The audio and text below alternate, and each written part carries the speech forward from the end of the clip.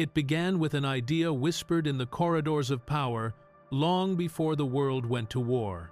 An idea that loyalty could be weaponized, that faith in a man could become faith in a cause, and that discipline could forge an army unlike any other. This is the story of the Waffen-SS, a force born not from tradition, but from ideology. From a small circle of bodyguards around Adolf Hitler, it grew into one of the most feared military organizations in history. Part elite army, part political cult, their black uniforms became symbols of both precision and terror, admired by some, despised by others, remembered by all. Yet behind the medals and marching columns lay a contradiction that defined their existence. They were trained as soldiers, but sworn as zealots. They fought on every front, from the frozen steppes of Russia to the deserts of North Africa, believing they were shaping a new world. And in doing so, they helped destroy the old one. In this documentary, we will follow their journey from the early days of Hitler's rise, through the bloody heart of the Second World War, and into the final, desperate battles in the ruins of Berlin. We'll trace how ordinary men became instruments of extraordinary violence, and how devotion, when tied to tyranny, can lead to ruin. This is not a story of glory. It is a story of power, conviction, and consequence of men who fought with bravery, and men who carried out unspeakable crimes under the same banner. This is the entire history of the Waffen-SS, the soldiers of the Führer, and the shadow they left behind. Origins of a new order. The story of the Waffen-SS does not begin on the battlefield. It begins in the ashes of an empire in a nation humiliated, divided, and desperate for rebirth. In the aftermath of the First World War, Germany was a land haunted by defeat. Cities lay crippled by debt and hunger. Soldiers returned home to bitterness instead of glory. And the proud imperial army, once the symbol of Prussian might, had been dismantled by the Treaty of Versailles. What remained was a wounded people and a fractured republic struggling to stand. Into this atmosphere of disillusionment rose new movements, each promising order in chaos.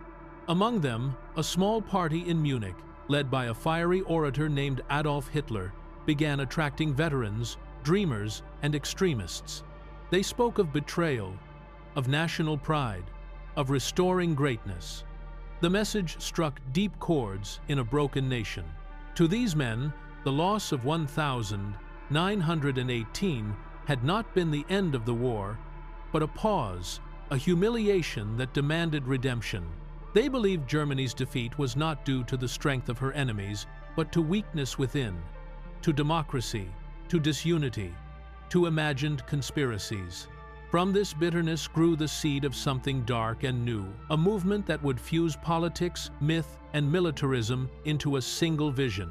It was in this turbulent decade, the 1922nd, that the first outlines of the SS took shape. The Schutzstaffel, meaning protection squadron, began as little more than a personal guard for Hitler. A handful of loyal men stood between the future Führer and those who sought to silence him.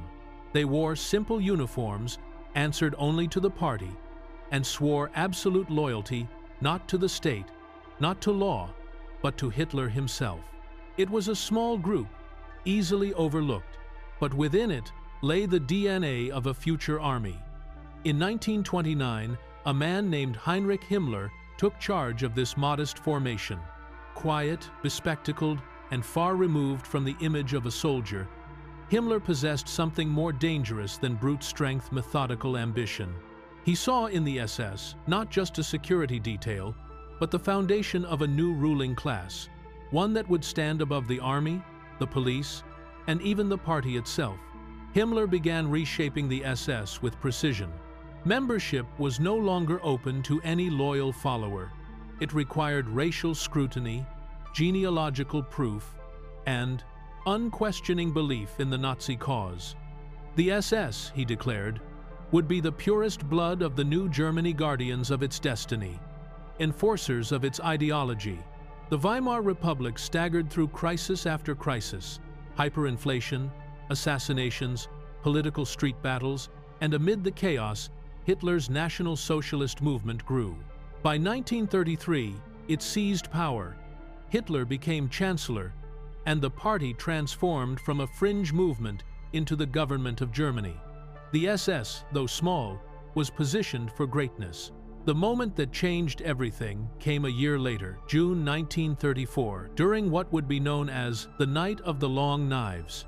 The Nazi movement had long relied on the SA, a massive paramilitary force of street brawlers led by Ernst Röhm. But Röhm's ambitions threatened Hitler's control. When the purge began, it was Himmler's SS who carried it out, efficient, ruthless, loyal. Dozens of the SA leadership were executed, and when the bloodletting ended, the SS had eclipsed its rivals. From that night onward, the SS was no longer just a guard. It had become the blade of the regime. Himmler's ambitions widened. He envisioned an organization that would not simply protect Hitler, but enforce his racial and political vision across every layer of German life. The SS grew into a state within a state, controlling the secret police, overseeing the concentration camps, managing intelligence, and shaping the racial policies that would later scar Europe. But Himmler wanted more than bureaucratic power. He wanted soldiers, not ordinary troops, but men who embodied the Nazi ideal in body and spirit. He imagined a warrior aristocracy, fearless in combat, fanatically devoted to Hitler, and free from what he saw as the weakness of traditional morality. In 1933, a new unit was formed under SS control, the Leibstandarte Adolf Hitler, or Adolf Hitler's Life Guard. It was led by a young officer named Sepp Dietrich. These men were hand-picked for loyalty and physical fitness. They drilled relentlessly, paraded with precision, and cultivated an aura of elite pride. At first, they guarded government buildings and attended ceremonies, but their purpose was clear. They were soldiers in waiting. Over the next few years, other SS formations were organized training units, special detachments, police divisions. Gradually, the SS began to blur the lines between political enforcement and military function. The German army, the Wehrmacht, watched uneasily as Himmler's influence expanded. But Hitler encouraged the competition. He believed that rivalry kept his subordinates loyal. By the late 1932, Germany had been transformed. Rearmament was in full swing, the economy had recovered, and the swastika banner flew above every city. Hitler's word was law. The SS, now numbering in the hundreds of thousands, stood at the heart of this new order. Its members were told they were the vanguard of a racial mission chosen to safeguard the purity and future of the German people. Training went beyond weapons and tactics. It was psychological and ideological. Recruits were taught that compassion was weakness, that mercy endangered the Reich, and that obedience to Hitler was obedience to destiny. Every ritual reinforced this belief. The black uniform, the silver runes, the oath spoken under torchlight, "My honor is loyalty." These were not empty gestures. They were tools of transformation, forging men who saw themselves as both soldiers and believers. By 1938, as Europe slid toward war, the SS was divided into distinct branches. The Allgemeine SS handled administration, racial policy, and security. The Totenkopfverbände, Death's Head units, guarded the growing network of concentration camps. And a third branch, the Verfügungstruppe, was being prepared for military operations. It was from these formations that the Waffen-SS, the armed SS, would emerge. When German troops marched into Austria and later Czechoslovakia, SS detachments followed closely behind, testing their role as both soldiers and occupiers. They enforced order, arrested dissidents, and learned the mechanics of control. Each campaign refined their methods and strengthened their confidence. At the same time, tensions between the SS and the army deepened.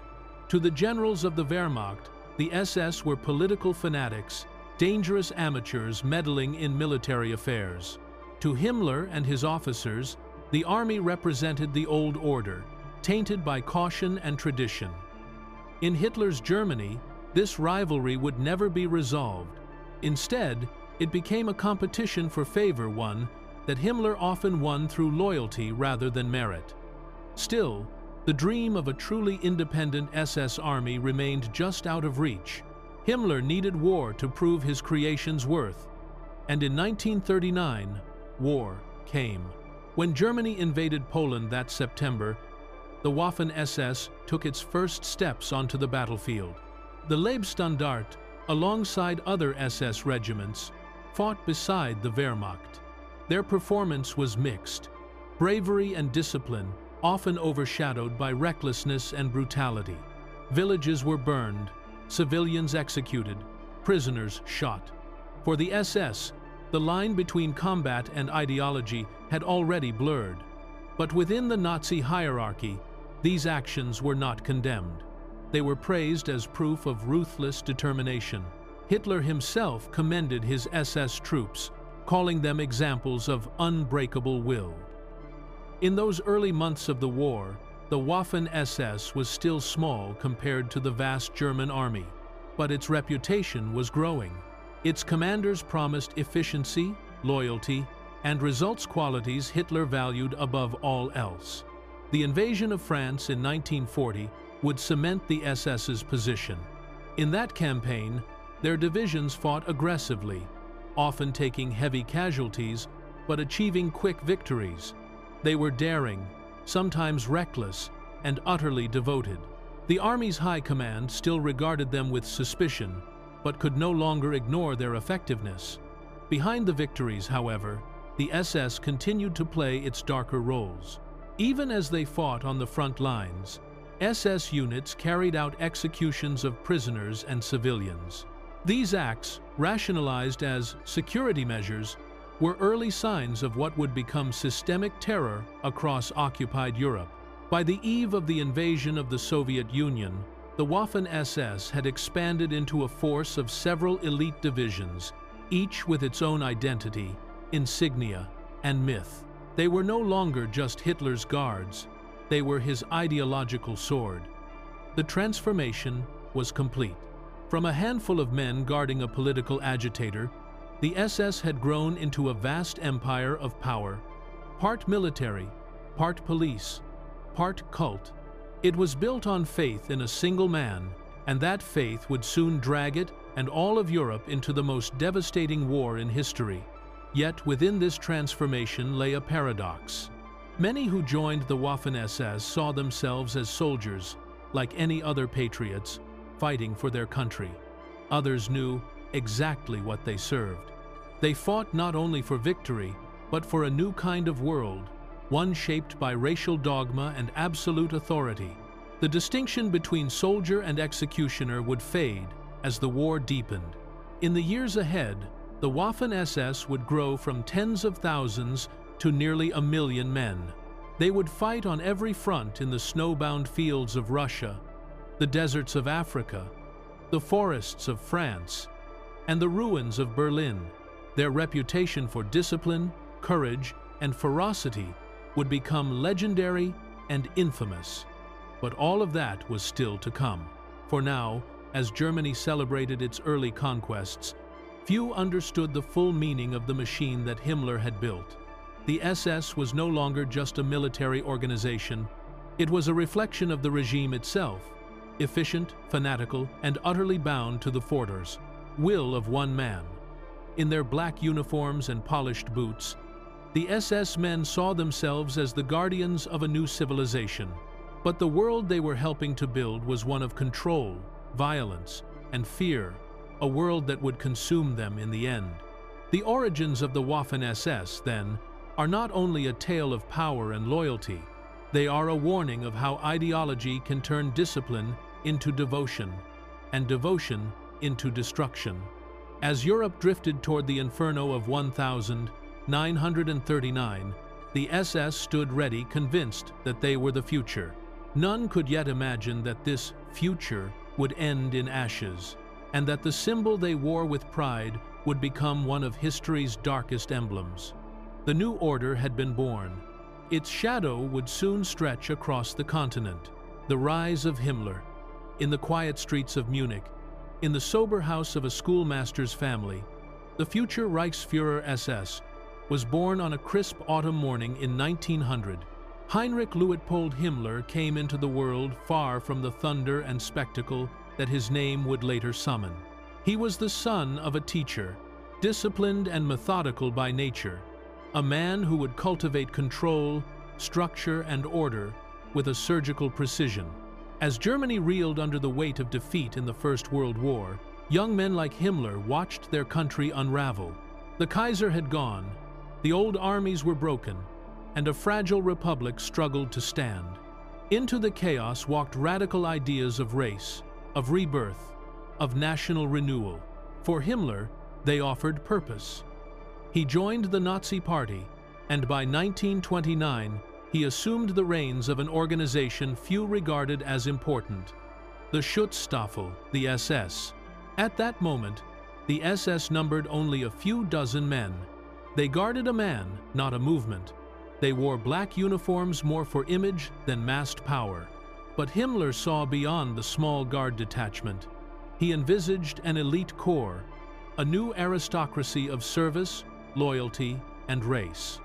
Under his direction, the SS would become something far larger than the sum of its parts. Himmler's mind worked in systems. He introduced genealogical records, marriage laws, racial vetting. He insisted that every SS man were of good blood, heirs to an imagined Nordic lineage. Discipline was paramount. The uniform, the insignia, the oath, all captured a sense of belonging to something grand and unyielding. The motto, "My honor is loyalty," became more than words, it became a creed. But ideology alone does not win power. Himmler moved carefully but decisively. He aligned the SS with the Nazi Party's rise, and once Hitler was chancellor, the machinery of the state began to bow to Himmler's vision. The moment of transformation came in the summer of 1934. The SA, Sturmabteilung, once the party's muscle, had become a threat in its own right. Adolf Hitler, wary of its power and wary of its leader, Ernst Röhm, decided to act. The purge, which followed, known as the Night of the Long Knives, saw SS units, under Himmler's command, carry out the arrests and executions. Overnight, the SS became the trusted guardian of the state, efficient, ruthless, and obedient. With that, a new balance in Germany took shape. The army watched, the police realigned, and the SS began to take over responsibilities that once belonged to many others. Himmler gained control over the police forces, the secret state police, and the institutions of repression. Training camps multiplied. Ideological courses replaced conventional drills, and the distinction between guard unit and military formation started to blur. Himmler was not a soldier in the traditional sense, but he surrounded himself with competent men. He appointed trusted lieutenants to create intelligence services, security bureaus, and the apparatus of what would become a state within a state. The SS began to recruit not only from Germany, but from occupied territories, extending its reach beyond the national army. The vision wasn't simply of conquest, it was of transformation. Himmler believed the SS would be the pole around which the future of the Reich revolved. Racial renewal, martial readiness, ideological purity. In the mid-1932s, the SS developed its internal army-style units. Previously, the domain of the German army, Wehrmacht, the concept of a loyal, politically reliable armed formation was now being realized within the SS. Himmler watched the traditional military leadership warily. He did not trust them entirely. He believed they might, in time, challenge Hitler. So the SS would not just stand beside them, it would eventually become an alternative. Himmler's power also extended into what might at first seem unlikely: business and economy. He created SS-controlled economic enterprises and integrated camp labor, industry, and military supply under SS supervision. The organization he commanded was no longer simply paramilitary. It was a multifaceted institution with arms, factories, uniforms, ideology, training schools, and its own internal logic. By the late 1932, Europe was shifting. The Nazi regime had reclaimed territory, marched into Austria and Czechoslovakia with little resistance, and the SS was present in the shadows, orchestrating control, screening populations, and preparing for war. When September 1939 arrived and Germany invaded Poland, the SS field troops alongside the army, their reputation for loyalty preceded them. Their fierce political indoctrination shaped their conduct. Yet this quick advance into war also sealed the SS's darker character. They would not simply fight battles, they would enforce the regime's racial and ideological vision. The path from ideological guard to armed soldier had been set and marched steadily forward. For Himmler and his SS, the turning point had come. From the outsider to the insider, from bodyguard to builder of a system, his ascent was swift for its precision. From a few dozen to tens of thousands, in just a few years, the pedible structures he created, officer schools, training camps, racial offices, economic enterprises, all served the same end, making the SS indispensable to the Nazi state. It is important to pause here and reflect on the nature of power that Himmler amassed. He was not solely a general, leading armies into battle. He was a system builder, an administrator of terror, a man who turned ideology into machinery. His influence stretched into prisons, factories, farms, occupied territories. The SS became the hand of the state. It could police, imprison, execute, and fight all under one umbrella. For an audience of more mature years, it is worth asking, why does this matter? Because in Himmler's rise, we see how a regime turned loyalty into power, how bureaucracy merged with brutality, how uniforms and ceremonies masked something much darker. This is not just a story of war and tanks. It is a story of how an organization, built on trust, fear, and obedience, came to dominate a nation. And yet, even at the peak of its ascent, the SS and Himmler were setting themselves on a path of unsustainable ambition.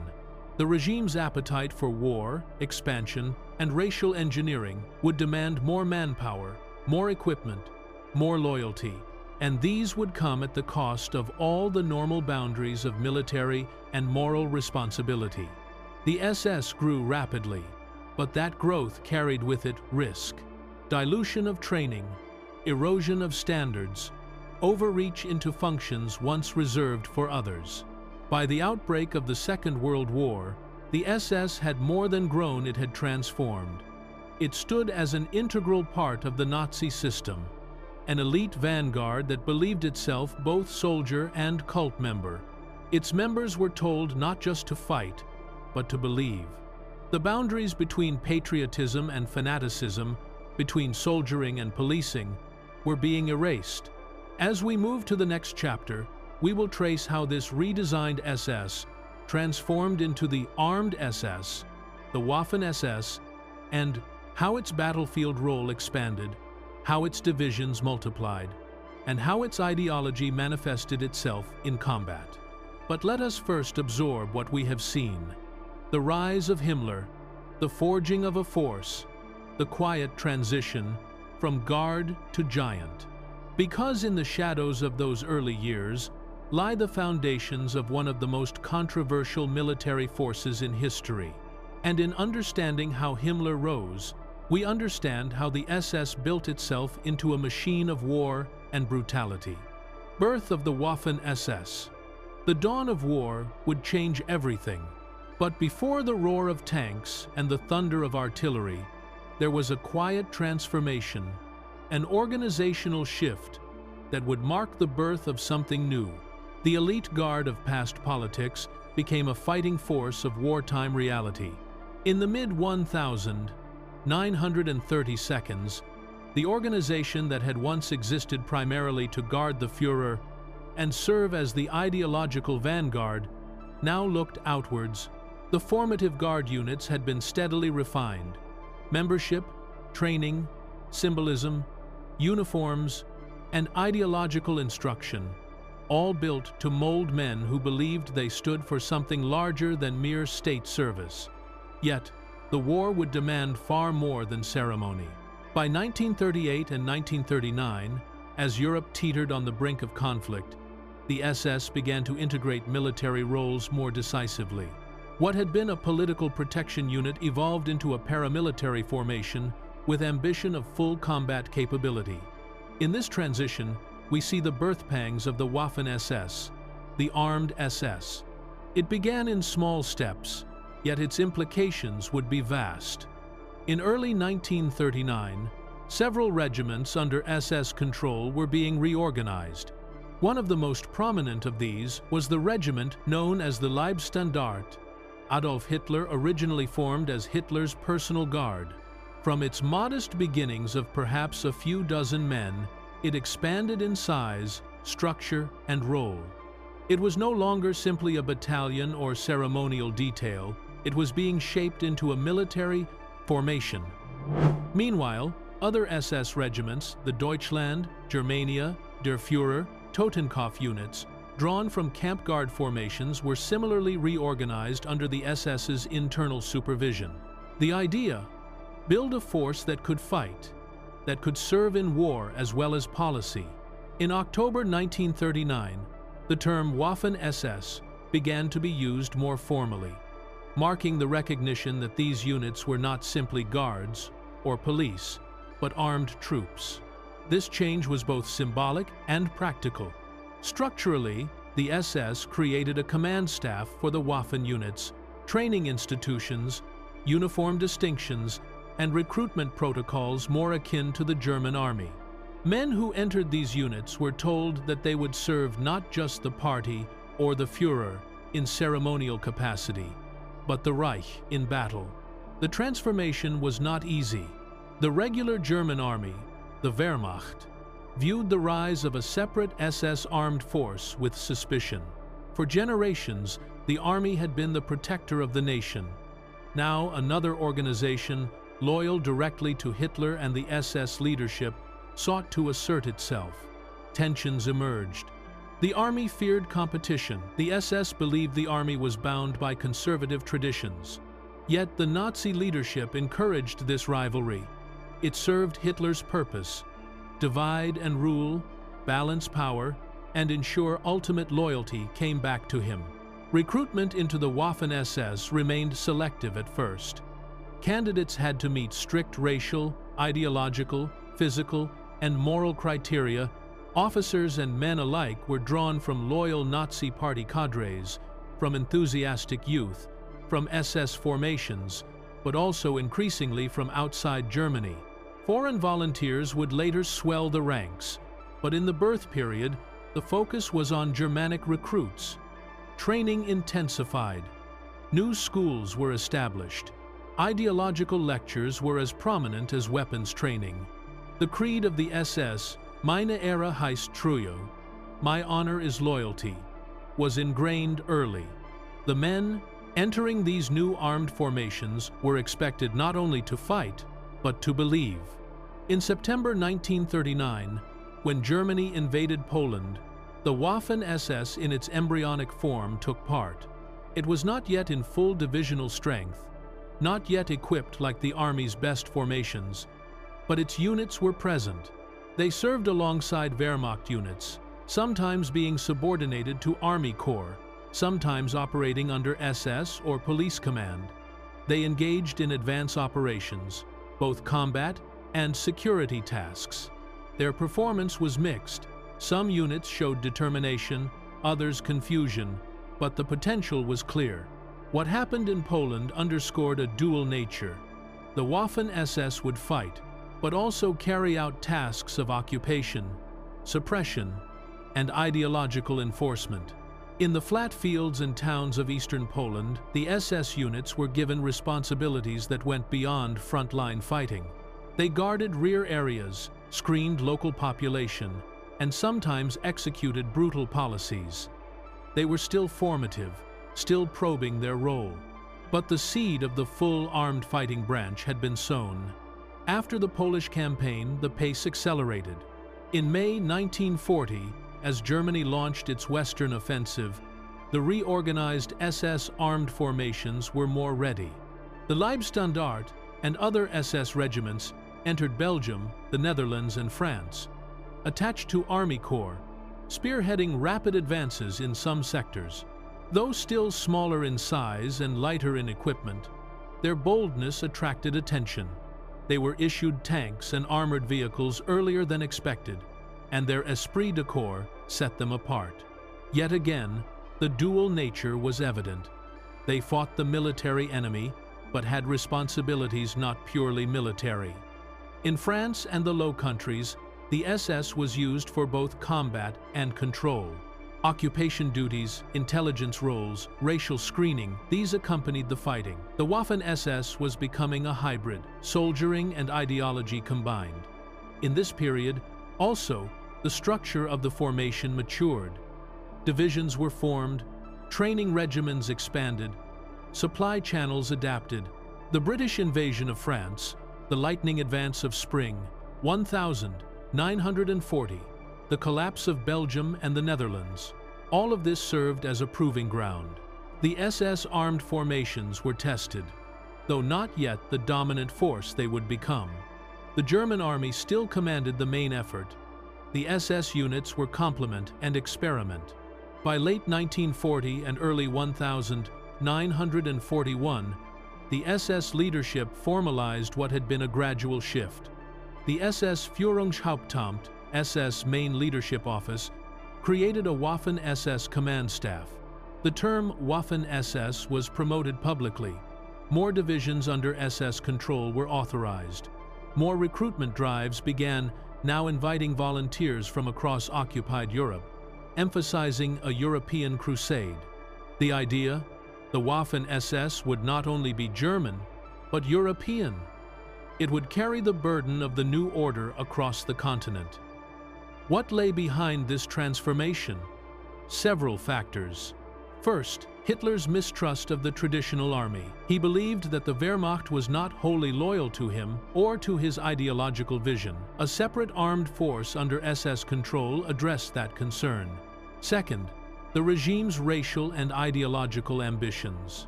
The SS was at the heart of Nazi racial policy. By arming the SS, the leadership merged ideology with weaponry. The soldier would not only fight, but enforce belief. Third, the need for more manpower, more mechanized formations, and more mobile units. Germany's war machine was expanding. The SS offered a means to tap into volunteerism, ethnic German populations abroad, and new recruits filtered by ideology. For the mature observer, it is important to see how organizational ambition, ideology, and wartime necessity combined in this birth period. The Waffen-SS did not emerge overnight as a panzer army of elite divisions. Instead, it grew through adaptation and design. From guard, regiments to regiments of troops under arms, from ideological cadres to divisions, from national recruits to international volunteers, from policing to full-scale combat. That growth would reach its peak in later years, but the foundations were laid now. As the war pressed on, these armed SS formations would become organs of both destruction and defense, symbol and instrument. They would win battles and commit crimes, be admired for tenacity and reviled for brutality. In this birth chapter, we mark their transition from idea to institution. The term Waffen-SS thus stands as a milestone. It signals the moment when the SS became, explicitly, a military branch. It is a turning point. The guard became the gun-bearer. The ideological cadre became the combatant. In the months and years ahead, what had begun here would evolve into nearly 40 divisions by war's end. As we conclude this chapter, one should reflect on the deeper meaning. The creation of the Waffen-SS changed not only the structure of Nazi Germany's armed forces, but its character. A force loyal to one man, shaped by ideology, and built for war. The foundations of a brutal machine were laid. The guard units of early Nazi years gave way to formations that would fight across Europe, commit atrocities, and ultimately collapse with the regime.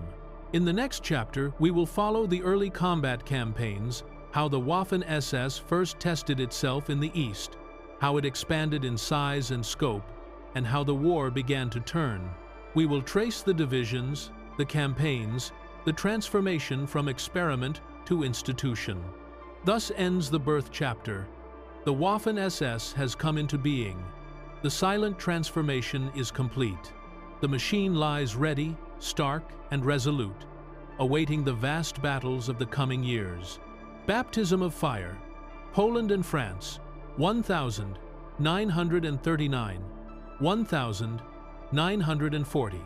When dawn broke on the 1st of September 1939, the stillness of Central Europe was shattered by the rumble of engines, the thunder of artillery, and the whine of aircraft sweeping low over the Polish frontier. The war that would engulf the world had begun. For the young men of the Waffen-SS, it was their first true taste of what they had been preparing, for a baptism not of glory, but of fire, confusion, and revelation. Only months earlier, they had still been rehearsing on parade grounds and training fields, polishing boots and repeating ideological lectures. Now, they found themselves thrust into the mud of Poland's countryside, advancing alongside the Wehrmacht, chasing columns of retreating soldiers, entering villages that trembled beneath the weight of German power. For the first time, the men who had pledged their honor and loyalty to Hitler were no longer guarding him at rallies or policing the streets. They were fighting and killing in his name. The SS regiments that entered Poland were small compared to the massive ranks of the regular German army. The Leibstandarte Adolf Hitler, the Totenkopfstandarten, and the SS Verfügungstruppe were the principal formations. They marched beneath black banners adorned with the twin runes of the SS symbols that, to the men wearing them, represented strength and unity, but to their victims would soon come to signify terror. Many of these soldiers were still in their 20s, brought up in a world of propaganda, trained to obey without hesitation, and convinced they were the chosen vanguard of a new order. The campaign in Poland moved with shocking speed. German divisions, equipped with tanks and dive bombers, sliced through Polish defenses. The Polish army fought bravely, but was hopelessly outmatched. For the SS units, it was a proving ground. They moved fast, sometimes too fast, often ignoring orders or venturing beyond their assigned zones in pursuit of what they called initiative.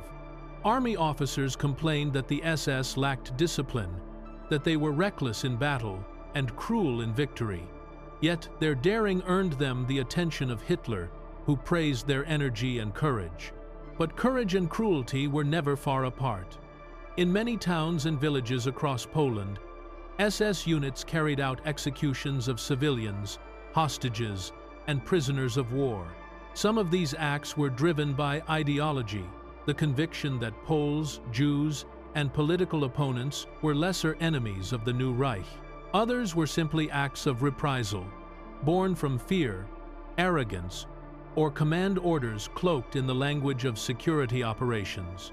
These early atrocities were not isolated accidents. They revealed the blurred lines that would define the Waffen-SS throughout the war lines between soldier and executioner, between battlefield and massacre, between loyalty and moral blindness. When Warsaw fell in late September, the victory seemed total. Germany celebrated, its armies paraded through conquered cities, and the SS returned from its first war with pride. Yet, within the Wehrmacht's high command, there was unease. Reports circulated about SS indiscipline and unnecessary brutality. Some generals demanded that Himmler's men be kept out of regular combat units. Himmler, furious at the criticism, argued that his troops had fought with fanatical spirit and deserved respect. Hitler, always the master of balancing rivals, chose to reward both sides, the army for victory and the SS for loyalty. The months that followed saw a period of feverish rebuilding. The SS armed regiments were reorganized and expanded. What had been a handful of units now began to grow into something resembling a true army. New training camps were opened, new officers appointed, and more volunteers recruited from across Germany and Austria. The lessons of Poland, both the successes and the failures, were studied carefully. Himmler wanted a force that could fight as fiercely as the Wehrmacht, but with ideological purity and total obedience. He called it the Waffen-SS, the armed SS. To the men joining its ranks, the distinction was more than a name. The Waffen-SS was to be the sword of the Reich, loyal not to the state or its laws, but to Hitler personally. It was to be both an army and an idea, one that fused modern warfare with medieval notions of loyalty and racial destiny. The SS man was taught that he was not simply a soldier, he was a crusader in a holy war for Germany's future. By the spring of 1940, Europe was bracing for the next storm. The armies of the Reich stood poised on the western frontier, and across the border, France and Britain waited behind the defensive line they called the Maginot. Few imagined that within weeks that line would crumble, and that the Waffen-SS, still young and unproven, would help lead one of the most astonishing campaigns in military history. When the German offensive began in May, the sky over Belgium and northern France darkened with the smoke of engines. The lightning war, the Blitzkrieg, struck again. Tanks roared forward, infantry followed on motorcycles and trucks, and the SS regiments were at the forefront. The Leibstandarte Adolf Hitler, under Sepp Dietrich, spearheaded assaults through Belgium, cutting deep into enemy lines. Their orders were to move fast, seize crossings, hold key terrain, and show the courage expected of Hitler's personal troops. In the chaos of the French campaign, the Waffen-SS earned both admiration and infamy. Their speed and aggression impressed even skeptical army commanders. They were fearless in assault, often charging through artillery fire and fighting hand-to-hand when others hesitated. But their inexperience showed too.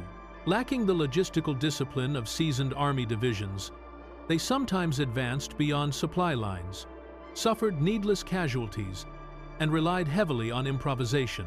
Their courage was unquestioned, their judgment less so. One event during the French campaign would mark them forever.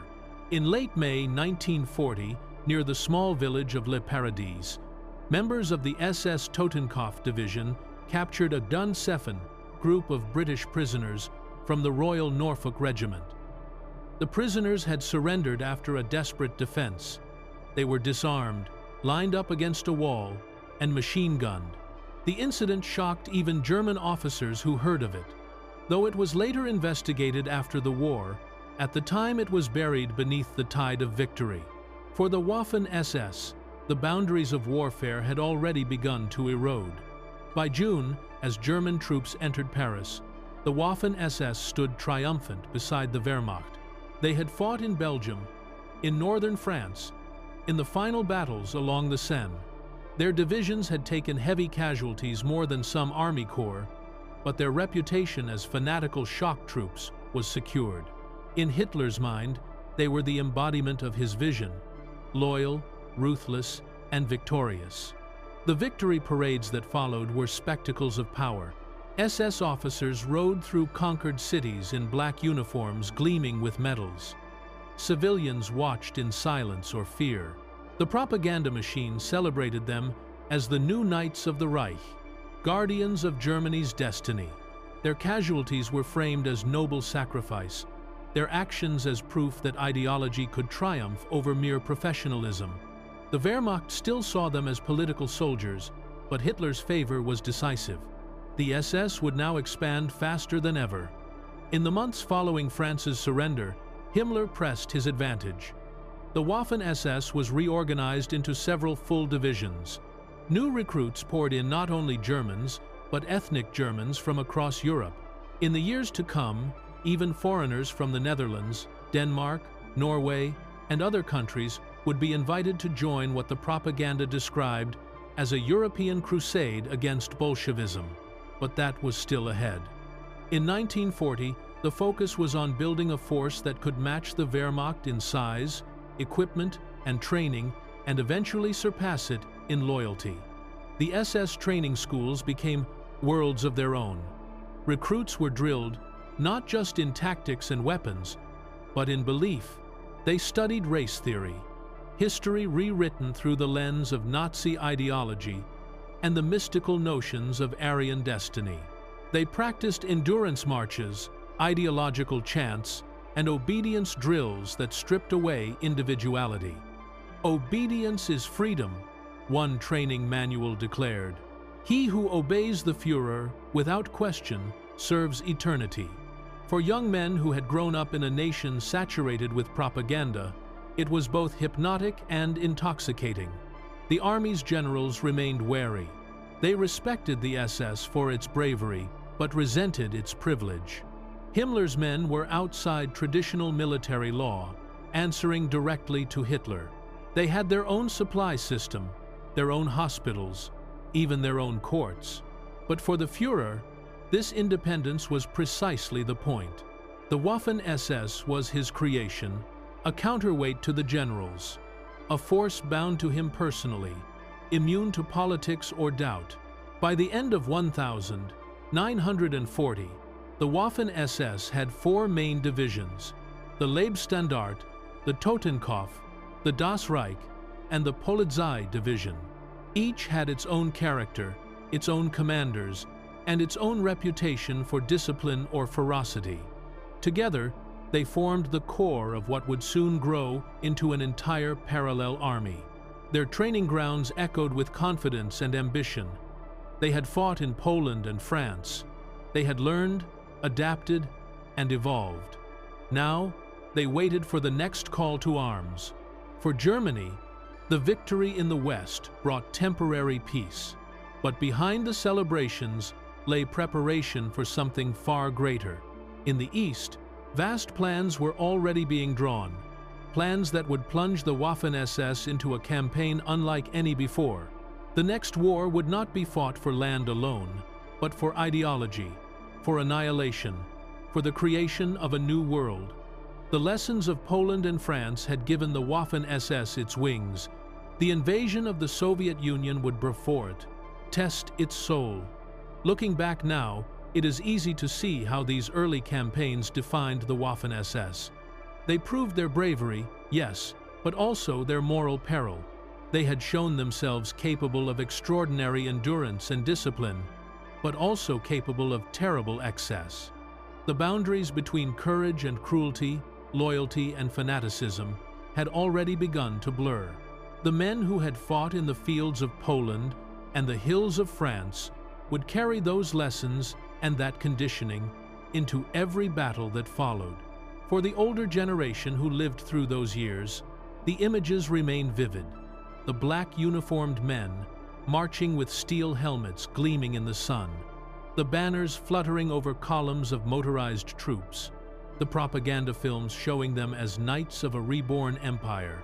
But behind those images lay something quieter and darker, a transformation of warfare itself, where ideology and modernity fused into a single, terrible force. As 1941 approached, the Waffen-SS stood at its peak of confidence.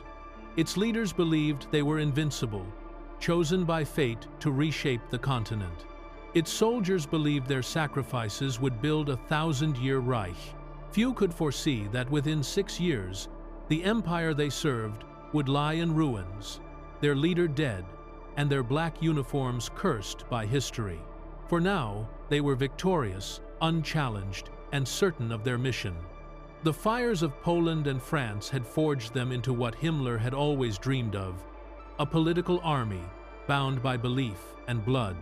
And as the snows of winter settled across Europe, the soldiers of the Waffen-SS prepared for their next campaign.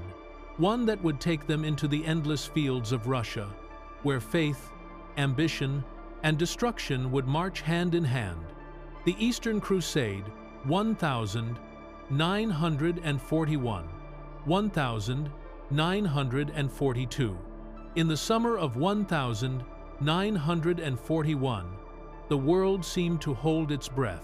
Europe lay subdued beneath the banners of the Reich. From the French coast to the plains of Hungary, Hitler's empire stretched wider than that of Napoleon. And yet, in his mind, none of it was enough. For him, the true test and the true destiny lay to the east. There, beyond the forests of Poland and the marshes of Belarus, waited the vast expanse of the Soviet Union, a land he saw not as a nation, but as an idea to be destroyed, a frontier to be conquered, and a people to be remade. For the Waffen-SS, this was the moment they had been trained for.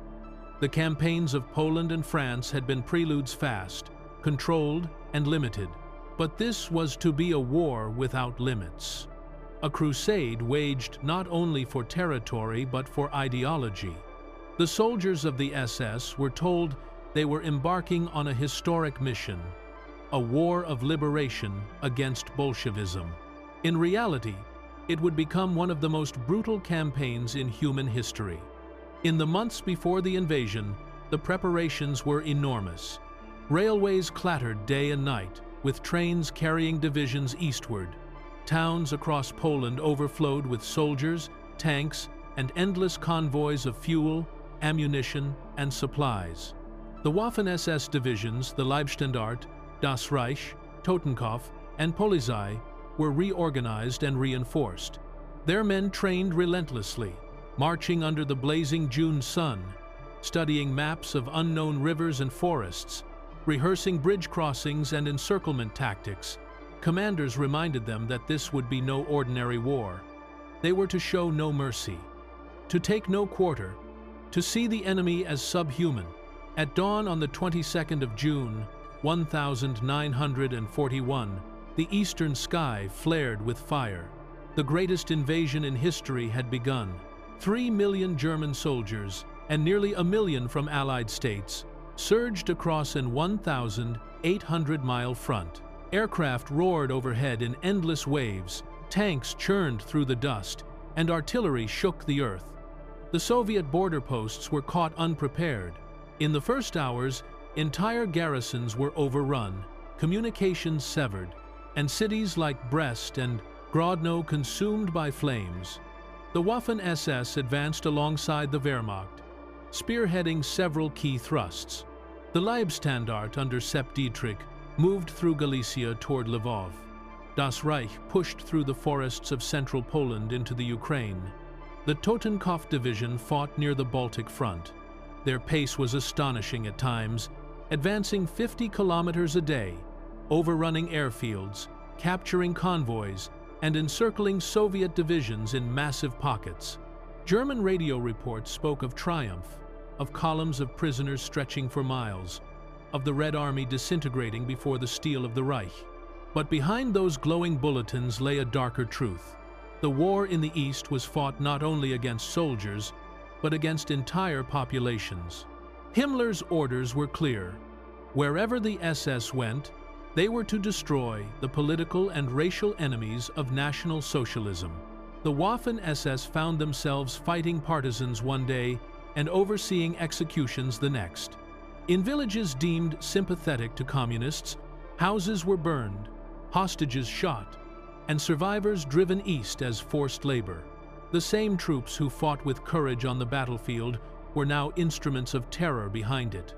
In the first weeks of the invasion, the Soviet army suffered catastrophes on a scale unseen in modern warfare. Entire fronts collapsed. Hundreds of thousands of men were captured in the vast encirclements of Minsk, Smolensk, and Uman.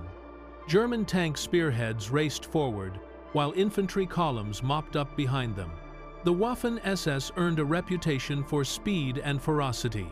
In reports to Berlin, their commanders boasted of relentless pursuit, of destroying enemy nests and partisan bands.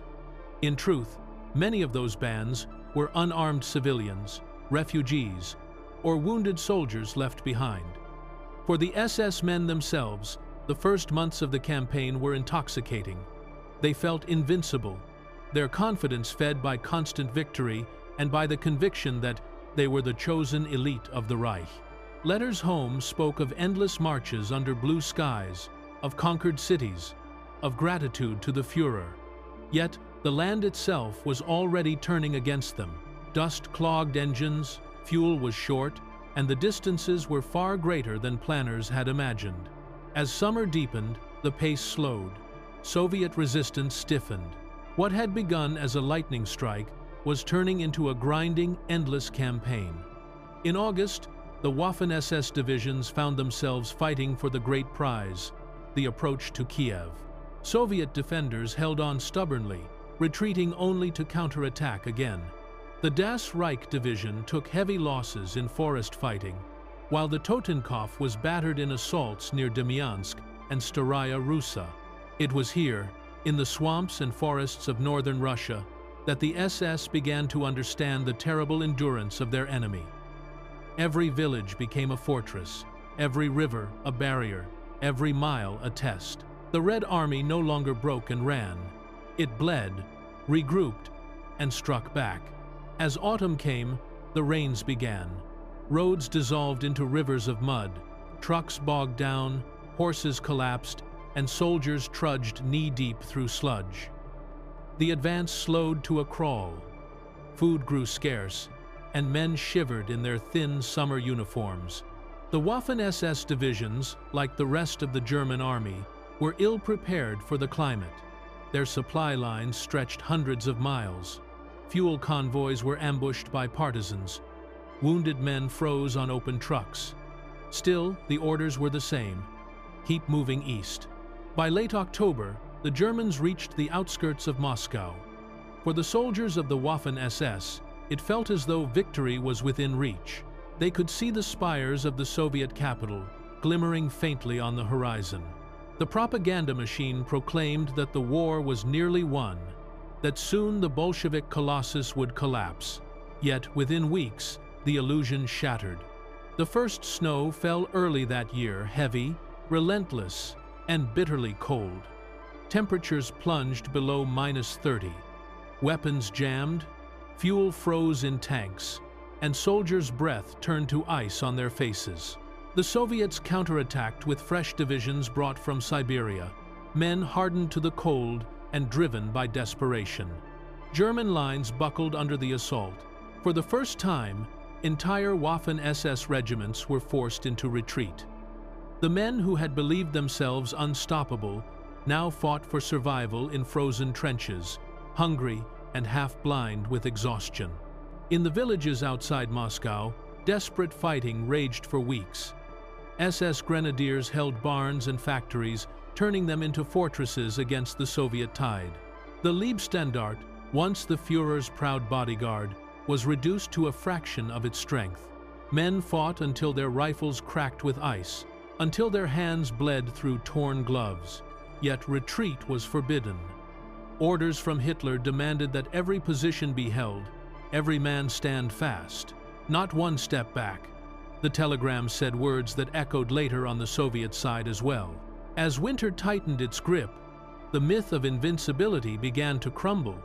Disease, frostbite, and hunger claimed more men than bullets. Supplies collapsed, horses were slaughtered for food, medical units were overwhelmed. The SS, accustomed to seeing themselves as elite, now found equality in misery. They dug shallow shelters in the snow, lit fires that barely flickered, and stared into the endless white horizon, wondering when it would end. By January 1942, the Great Offensive had failed. The armies of the Reich, including the Waffen-SS, had been pushed back from Moscow. The dream of conquering the Soviet Union in a single campaign was dead. Yet, the war itself showed no sign of ending. Hitler refused to retreat. He told his commanders that the East must be held at any cost, that the struggle was not only for victory but for the survival of the German race. For the Waffen-SS, this meant transformation once again. Their divisions were rebuilt, reinforced, and given heavier armor. The experiences of the first campaign had forged them into battle-hardened troops. In the spring of 1942, they returned to the offensive, striking southward toward Kharkov and the Don River. It was here that the SS would regain its reputation not as conquerors of quick wars, but as soldiers of endurance, fighting amid ruins for every inch of ground. The battles of Kharkov in May 1942 marked a brutal turn. Soviet armies launched a vast counterattack, hoping to encircle German forces. The Waffen-SS divisions, now reorganized into an SS Panzer Corps, counterattacked under General Paul Hauser. Their tactics were ruthless but effective. Swift armored thrusts, encirclements, and relentless artillery fire. The fighting lasted weeks, engulfing entire cities. When the smoke cleared, the Soviet forces had been shattered. Over 200,000 prisoners were taken. The SS divisions emerged bloodied but triumphant. This victory restored their prestige in Hitler's eyes. He praised them as models of courage and discipline. For the SS soldiers who survived Kharkov, it was vindication proof that they were the elite. Yet beneath the surface, exhaustion and disillusionment were spreading. The endless marches, the brutal winters, the unending losses were taking their toll. Letters home became shorter, more subdued. Some spoke of comrades lost, others of the endless cold and the strange emptiness that followed victory. Meanwhile, behind the front lines, the machinery of occupation continued its grim work. SS and police units carried out mass deportations, reprisals, and executions. Villages suspected of aiding partisans were wiped from the map. Trains carried Jews and prisoners east and west, some to camps, others to ditches.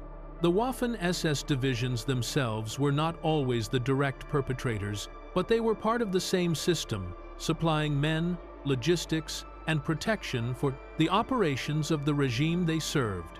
By late 1942, as the German advance reached the banks of the Volga near Stalingrad, the Waffen-SS once again faced a familiar pattern. Rapid advance followed by overreach.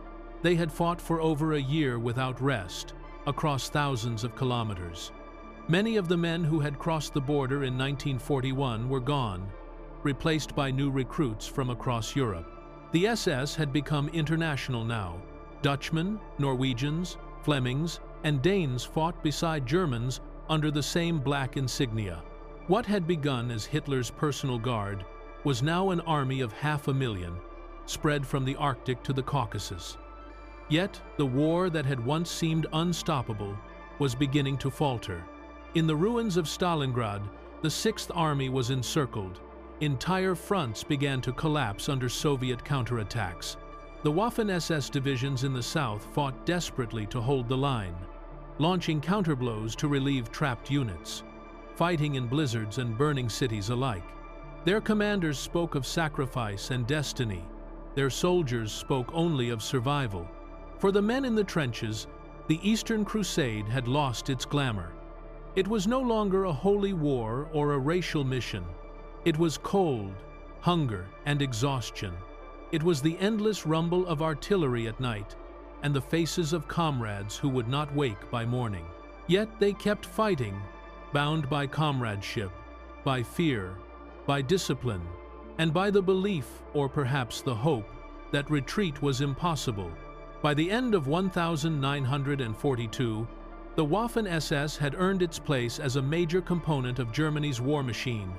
Its divisions were among the most experienced, its officers among the most loyal, but it had also become inseparable from the crimes and ideology that sustained the regime. Its reputation as elite warriors was stained by the shadows that followed them. The Eastern Front had not only tested their courage, it had revealed their humanity's breaking point. As the snow began to fall again that winter, the black uniforms of the Waffen-SS were no longer symbols of triumph, but of endurance. Their journey, begun in glory and belief, was leading them into the heart of a war that would consume them. The crusade that promised destiny had become a struggle for existence, and the road ahead, through the ruins of Kharkov, Kursk, and finally to the gates of Berlin, would be longer and darker still. Fire on the steppe, 1943. The dawn of 1943 broke over a scarred continent. Germany's banners still flew from the Atlantic coast to the Don River, yet the illusion of invincibility had begun to fade. In the snows of Stalingrad, the Wehrmacht had suffered its first irreversible catastrophe. Entire armies had vanished, swallowed by the steppe. And among the ruins and frozen corpses, the myth of unstoppable German might died quietly in the smoke. But even in defeat, the Reich prepared for one more push. The Waffen-SS, bruised and bloodied, emerged from that bitter winter as both a symbol and a tool of renewal. Himmler's grand creation had proven itself resilient, not broken, merely bent. In early spring, its battered divisions were pulled back from the front lines, refitted and reinforced. From the fields of Kharkov came word of their recovery. Under the cold discipline of General Paul Hauser, the SS Panzer Corps regrouped, reorganized, and struck back. Kharkov became their proving ground. The city had fallen to Soviet forces after Stalingrad, but in February 1943, Hauser launched a daring counteroffensive. His troops, the Leibstandarte, Das Reich, and Totenkopf divisions moved with the precision of a blade. They encircled Soviet spearheads, cut through infantry columns, and reclaimed the ruins street by street.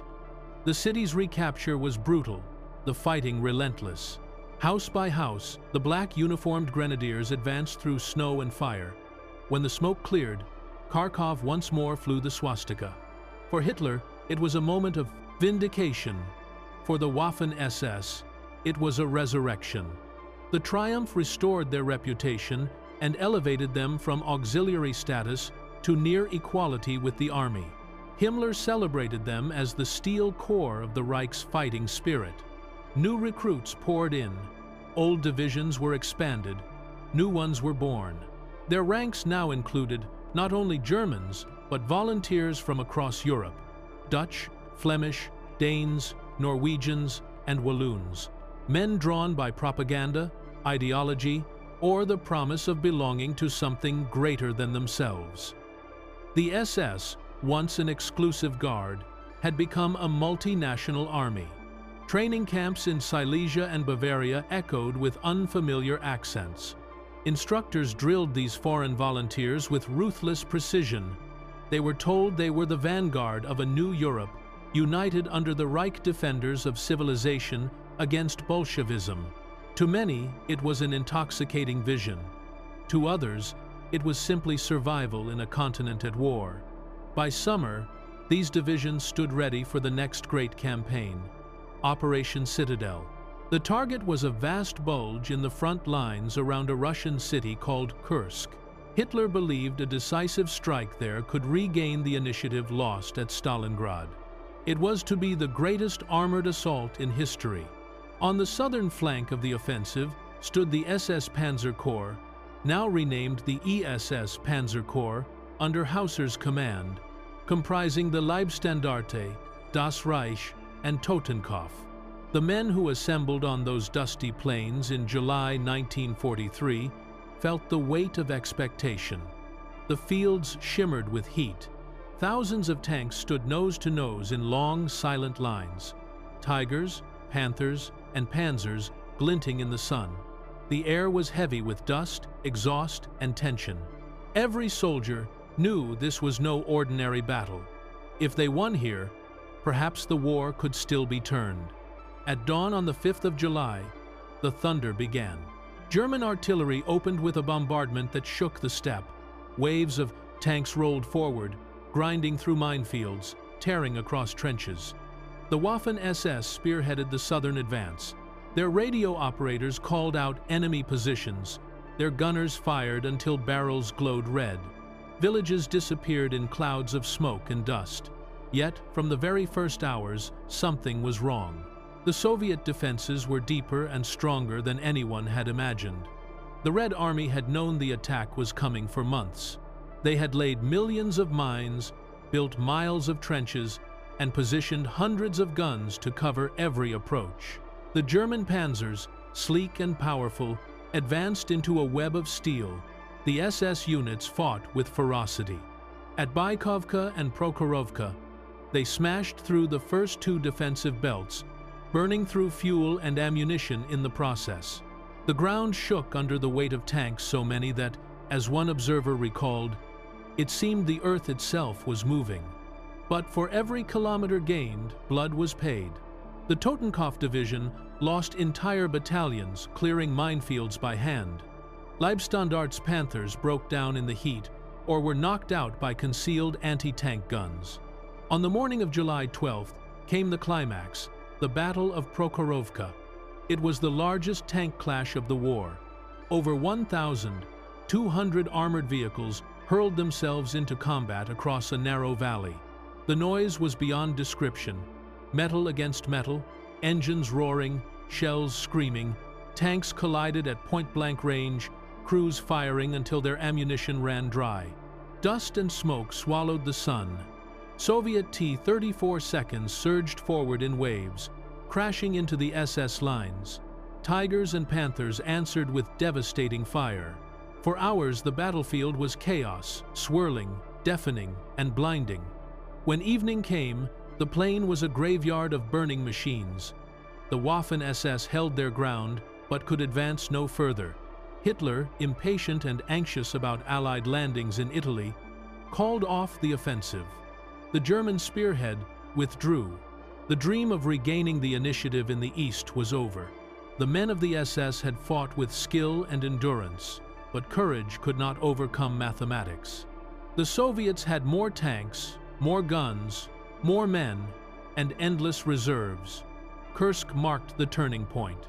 From then on, Germany would never again launch a major offensive in the east. The war had shifted irreversibly to defense. In the months that followed, the SS divisions retreated step by step across the vast Russian plain. Villages were abandoned, cities burned. The summer heat gave way to autumn rain, then to another cruel winter.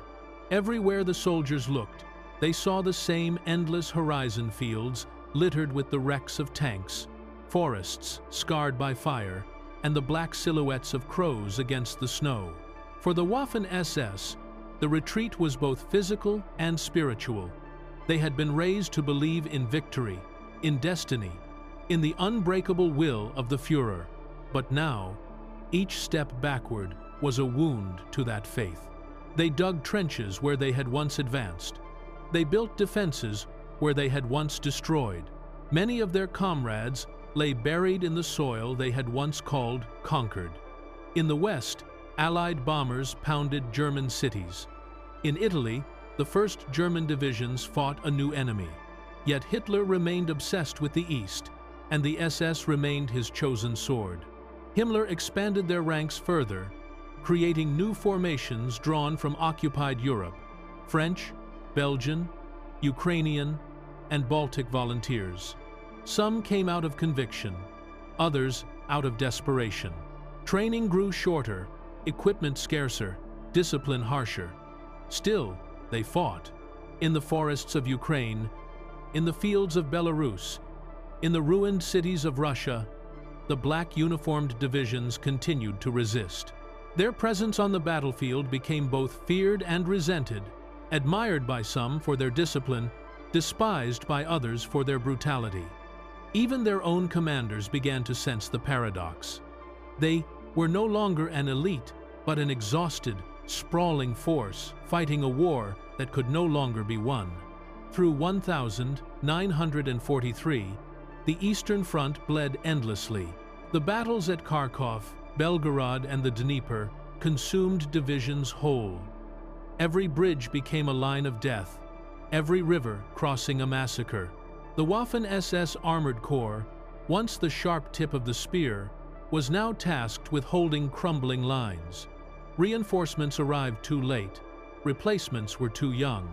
Yet they fought with a kind of grim persistence, not for ideology anymore, but for the comrades beside them.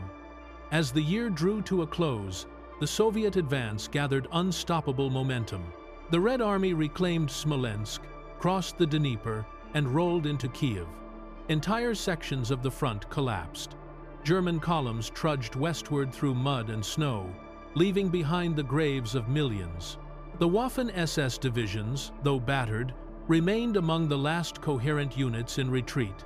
Their commanders reorganized them again and again, moving from one crisis to another. Behind the lines, the consequences of their presence were unmistakable. Villages burned in retribution. Prisoners vanished into the forests.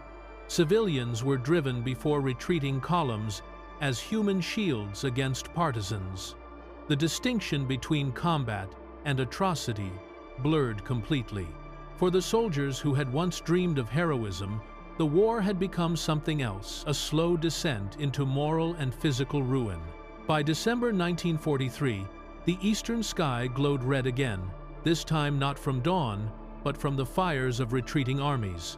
The SS divisions withdrew through snow-covered plains, their vehicles frozen, their spirits hollow. Those who had survived from the early campaigns were shadows of their former selves, thinner, quieter, older. They no longer spoke of victory. They spoke only of enduring the next day. And yet, even in that bleak landscape, they remained formidable. Their discipline, honed through years of battle, allowed them to hold positions where others broke. They could delay, regroup, counterattack, but they could no longer change the course of the war. The tide had turned completely. Far behind the lines, in Berlin, Himmler still spoke of renewal. He ordered new divisions raised, new training camps built, new symbols minted. To the end, he believed that the SS embodied the eternal will of the Reich. But among the men who had seen the steppe, who had buried their friends in the frozen soil of Russia, the faith had withered.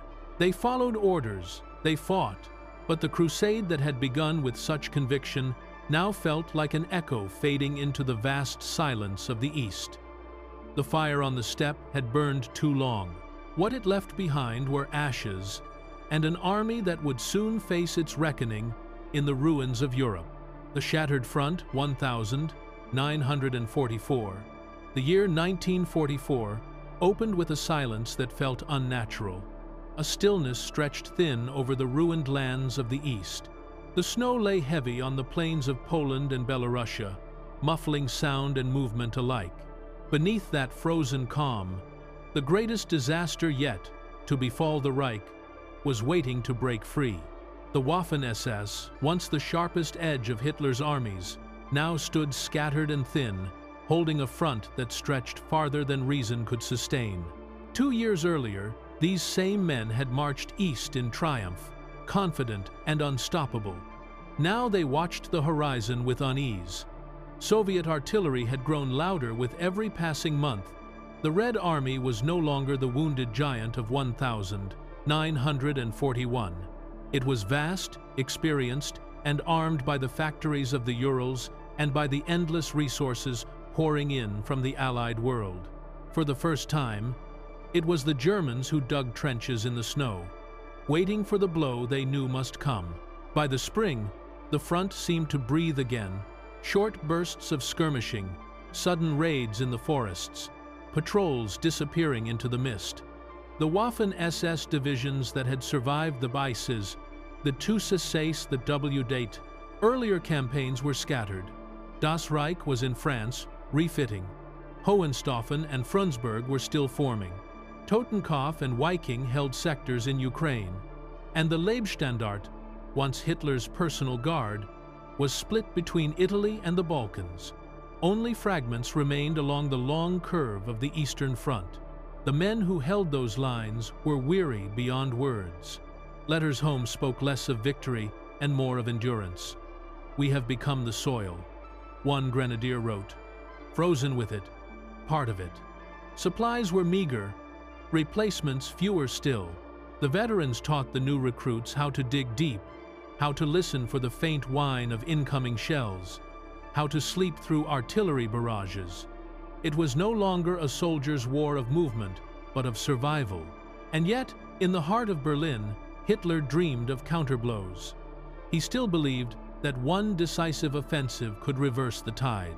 His generals, drained and cautious, urged him to shorten the front, to fall back behind the Vistula and the Carpathians. He refused. To retreat was to admit defeat. Instead, he ordered the fortification of every town, every village. No ground was to be surrendered voluntarily. The Waffen-SS, he said, would serve as the spine of this new defense. The calm broke in June.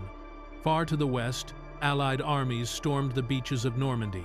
At the same time, in the east, the Red Army prepared a strike greater than any before.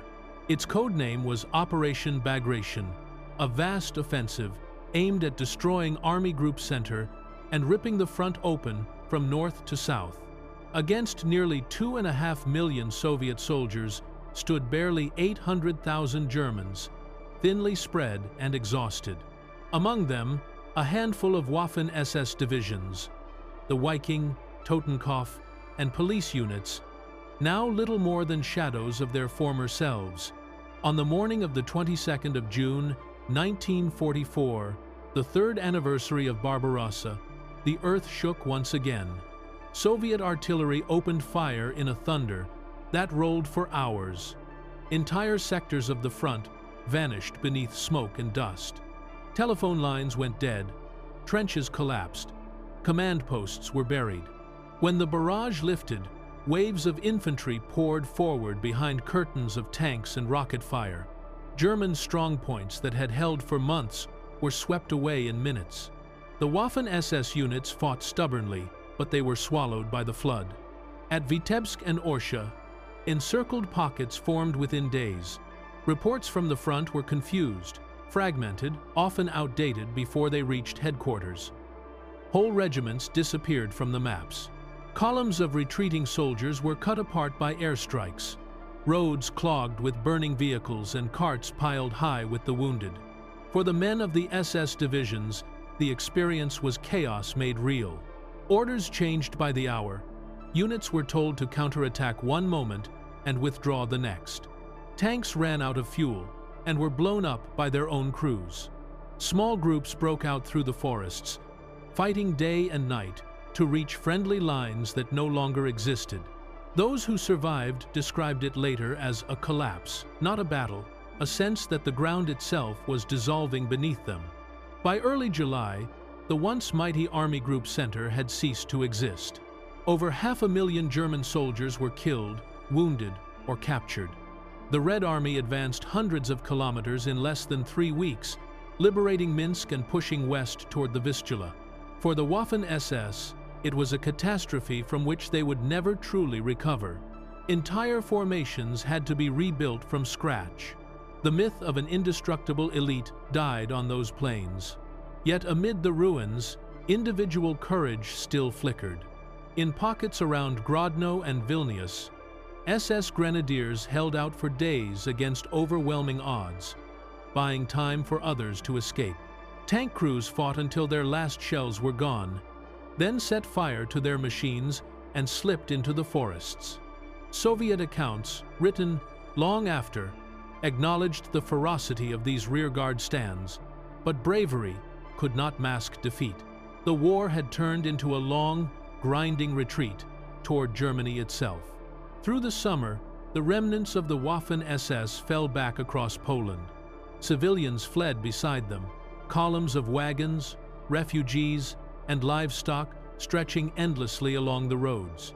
Soviet aircraft hunted them from above. The sky itself seemed hostile, filled with the steady growl of engines. Bridges were blown, towns abandoned. What had once been the road to conquest had become a road home lined with ashes. In August, the Red Army reached the Vistula River opposite Warsaw. On the west bank, German forces, including fragments of the SS, prepared their defenses. On the east, the Polish underground rose in desperate revolt, hoping to free their capital before the Soviets arrived. For 63 days, Warsaw became a city of fire and rubble. SS units under the command of Oskar Derlewanger and Bronislaw Kamiński were sent in to crush the uprising. Their actions would stain the name of the Waffen-SS forever. The fighting was savage beyond measure. Entire districts were flattened by artillery and flamethrowers. Civilians were executed in the streets, houses burned with families inside. When the city finally fell in October, its ruins stretched for miles, a silent monument to vengeance and loss. Even among German officers, disgust spread. Some whispered that this was no longer war, but murder. Yet the orders had been clear, and the SS obeyed them. Himmler congratulated the troops on their cleansing of Warsaw, blind to the moral abyss into which his creation had fallen. While Poland burned, another disaster unfolded in the Balkans. The Red Army advanced through Romania and Bulgaria, cutting off the German armies in Greece and Yugoslavia. SS units stationed there, Nordland, Prinz Eugen, Handschar, fought fierce retreat actions through the mountains. The local partisans, emboldened by Allied aid, struck from every valley. Villages became battlefields. Columns of smoke rose where once there had been only silence. For many of these men, there would be no return. They vanished into the hills, captured or killed far from the land that had sent them. By autumn, the once glorious black uniforms were torn and faded, the silver runes dulled by dust. The Waffen-SS now numbered more than 30 divisions on paper, but few were at full strength. Many were made up of foreign recruits, hurriedly trained and poorly armed. The original German cadres, the veterans of 1,941 and 1,942, were nearly gone. What remained was a patchwork of experience and desperation, held together by discipline and habit. In October 1944, the war reached the borders of East Prussia, the sacred heartland of old Prussian tradition. For the first time since Napoleon, foreign armies stood on German soil.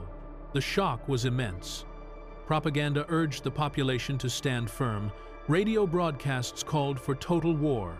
In towns and villages, Volkssturm militias of old men and boys were raised to supplement the shattered divisions. The Waffen-SS became their rallying symbol, heroes of a vanishing world. Yet those heroes were themselves exhausted. At Memel and Tilsit, the SS divisions Totenkopf and Viking made their stand. They fought with grim determination, holding the narrow corridors to the Baltic ports through which refugees streamed westward. Columns of women and children trudged through the snow as shells burst around them. The soldiers led them across frozen rivers, sometimes under fire, refusing to abandon them, even as their own lines broke. There were acts of compassion amid the chaos, shared bread, carried children, but they went unseen, swallowed by the larger tragedy. By November, East Prussia was isolated. Soviet armies had encircled the region, cutting it off from the rest of Germany. The Waffen-SS divisions trapped there fought on through the winter, defending villages already half destroyed. It was no longer about orders or ideology. They fought because the alternative was death or captivity. For the men of the SS, captivity in the East meant something worse than fear. It meant the reckoning for everything they had done. As the year waned, Berlin still issued proclamations of victory. Himmler spoke of new wonder weapons, of miracles to come, of divisions forming in secret. The reality on the ground was smoke and ruin. Factories were bombed daily. Fuel stocks were nearly gone. Tanks stood immobile for lack of gasoline. The Waffen-SS had become both a myth and a ghost, invoked by propaganda, but hollowed by attrition. In December 1944, Hitler gambled once more. He ordered a massive counteroffensive in the west. Through the snow-covered forests of the Ardennes, the 6th SS Panzer Army, led by Sepp Dietrich, was to spearhead the attack. Men who had spent years on the Eastern Front were pulled from the ruins of Warsaw and East Prussia, refitted, and sent west. They drove into Belgium under the cover of fog, their tanks painted white, their hopes rising once again. For a brief moment, it seemed the old magic might return. The Allies were caught off guard. The German columns advanced deep into their lines. But it was a fleeting success. The offensive stalled for want of fuel, crushed by Allied air power once the skies cleared. The The Waffen-SS divisions fought bitterly around Bastogne and La Glaise, destroying villages already scarred by war. When the offensive collapsed in January 1945, thousands of their men lay frozen in the snow. The survivors retreated east, back toward a homeland already aflame. The year ended as it had begun, with retreat, loss, and silence. What had started as an army of the future now resembled a ghost of the past. Its ranks were filled with boys and foreigners, its veterans reduced to handfuls. The black banners that once marched through Europe were now tattered remnants carried through smoke and ruin. Yet even until night, that darkness, the Waffen-SS, clung to its last illusion, that somehow, through sheer endurance, it could still shape destiny. But destiny was no longer theirs to command. Beyond the frozen rivers, the Red Army was gathering again, hundreds of divisions strong, preparing to strike the final blow. In the west, Allied bombers droned endlessly overhead. Germany was surrounded, its cities shattered, its people exhausted. The story that had begun with ambition and triumph was nearing its end in ruin and sorrow.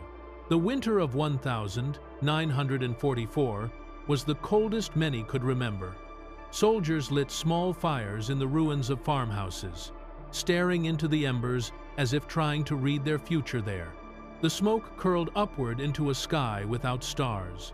They had marched across continents and returned to find only emptiness.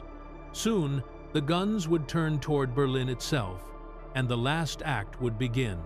The fall of the Reich, 1945. The new year began not with celebration, but with the sound of distant thunder rolling across the plains of Poland. It was January 1945, and in the frozen dawn of Europe's last winter of war, the end could already be felt in every shiver of the ground. The Wehrmacht was bleeding out. The Waffen-SS, once hailed as the vanguard of a triumphant empire, was now a wounded beast staggering back toward the heart of Germany. For months, the men had spoken of rumors of Russian armies massing beyond the Vistula, of tanks stretching from horizon to horizon. Few believed it could truly be that vast. Then, on the morning of January 12th, the horizon itself seemed to erupt. More than 20,000 Soviet guns opened fire along a front that ran from the Baltic to the Carpathians. The bombardment went on for hours. Earthworks dissolved. Trenches collapsed like sand. The frozen rivers turned to mist under the blast. When the shells lifted, the Red Army poured forward. Millions of men, thousands of tanks, and a storm of vengeance that nothing could stop. In the sectors north and south of Warsaw, the Waffen-SS divisions Viking and Totenkopf tried to stem the tide. They had been rebuilt again and again, patched together with boys, convalescents, and foreign volunteers, but they still carried the old spirit of defiance. For a few desperate days they fought, delaying actions along the Vistula's western bank. At dawn, their machine guns rattled through the fog. By dusk, the lines were gone. T-34 seconds, and heavy IS-2 tanks crashed through the snowdrifts, firing point-blank into German positions. Survivors fell back toward Łódź and Poznan, fighting not for victory now, but simply for a road west. In Berlin, news of the collapse arrived like hammer blows. Hitler, pale and trembling, raged in his underground conference room. He refused to hear reports of defeat. He spoke of phantom armies, of counter-offensives that no longer existed. Himmler, appointed commander of the new army group Vistula, promised to stop the Russians on the Oder, but when he toured the front, what he found were fragments, police battalions, clerks, and teenagers with rifles too heavy for their arms. Even so, he sent orders, as if he commanded legions. The Waffen-SS still obeyed, though the men had long ceased to believe. Through January, the retreat became an exodus. Columns of civilians fled westward, beside the soldiers' endless lines of carts, sleighs, and bicycles creaking through the snow. Women carried children wrapped in blankets. Old men stumbled beside them. From above, Soviet aircraft strafed the roads. The SS, still bound by their sense of order, tried to keep discipline, but the sheer scale of the collapse overwhelmed everything. In some towns, rear guards formed firing lines to hold off the pursuers long enough for the refugees to pass. In others, panic ruled. Villages burned simply because no one could tell friend from foe anymore.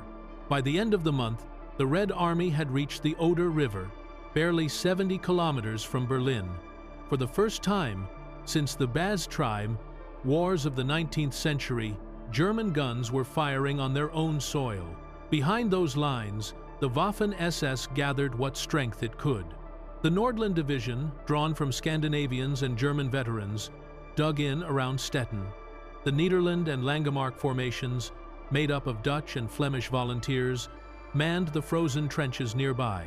They were soldiers of a cause already lost, yet they fought on with the calm fatalism of men who had nowhere else to go. In February, Hitler demanded a counterstroke.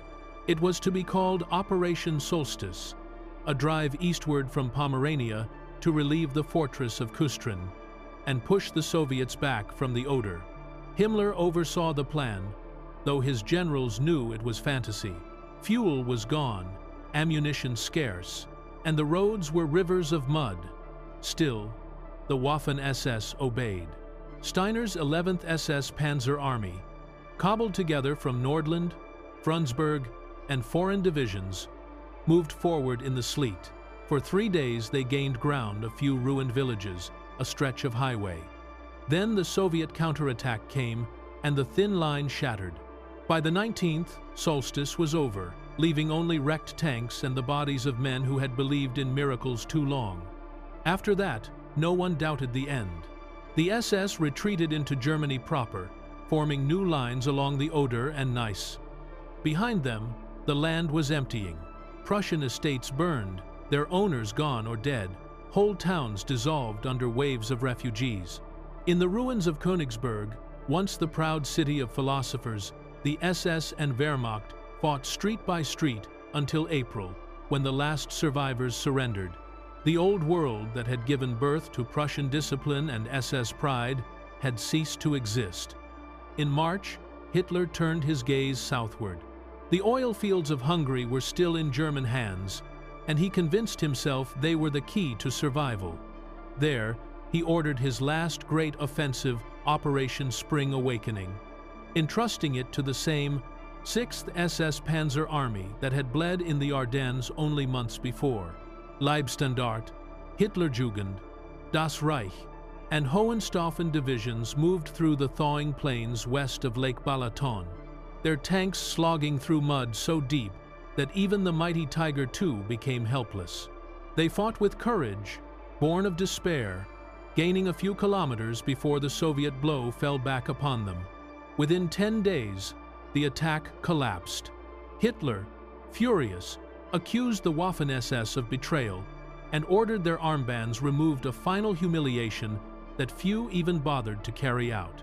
When the survivors returned to Austria, they were ghosts of an army. Vienna fell in April after a brief, brutal fight. The streets were filled with smoke and shattered trams. The Danube ran dark with oil. For the men of the Leibstandart and Das Reich, there was no longer a front, only a direction of retreat. They drifted westward, hoping to reach the Americans rather than the Soviets. Meanwhile, the last act was being written in Berlin. The city had become a fortress of rubble. Barricades of cobblestone and overturned trams cut across the boulevards. The air reeked of dust and fear. In the Chancellery Gardens, where flowers once bloomed, engineers dug anti-tank ditches.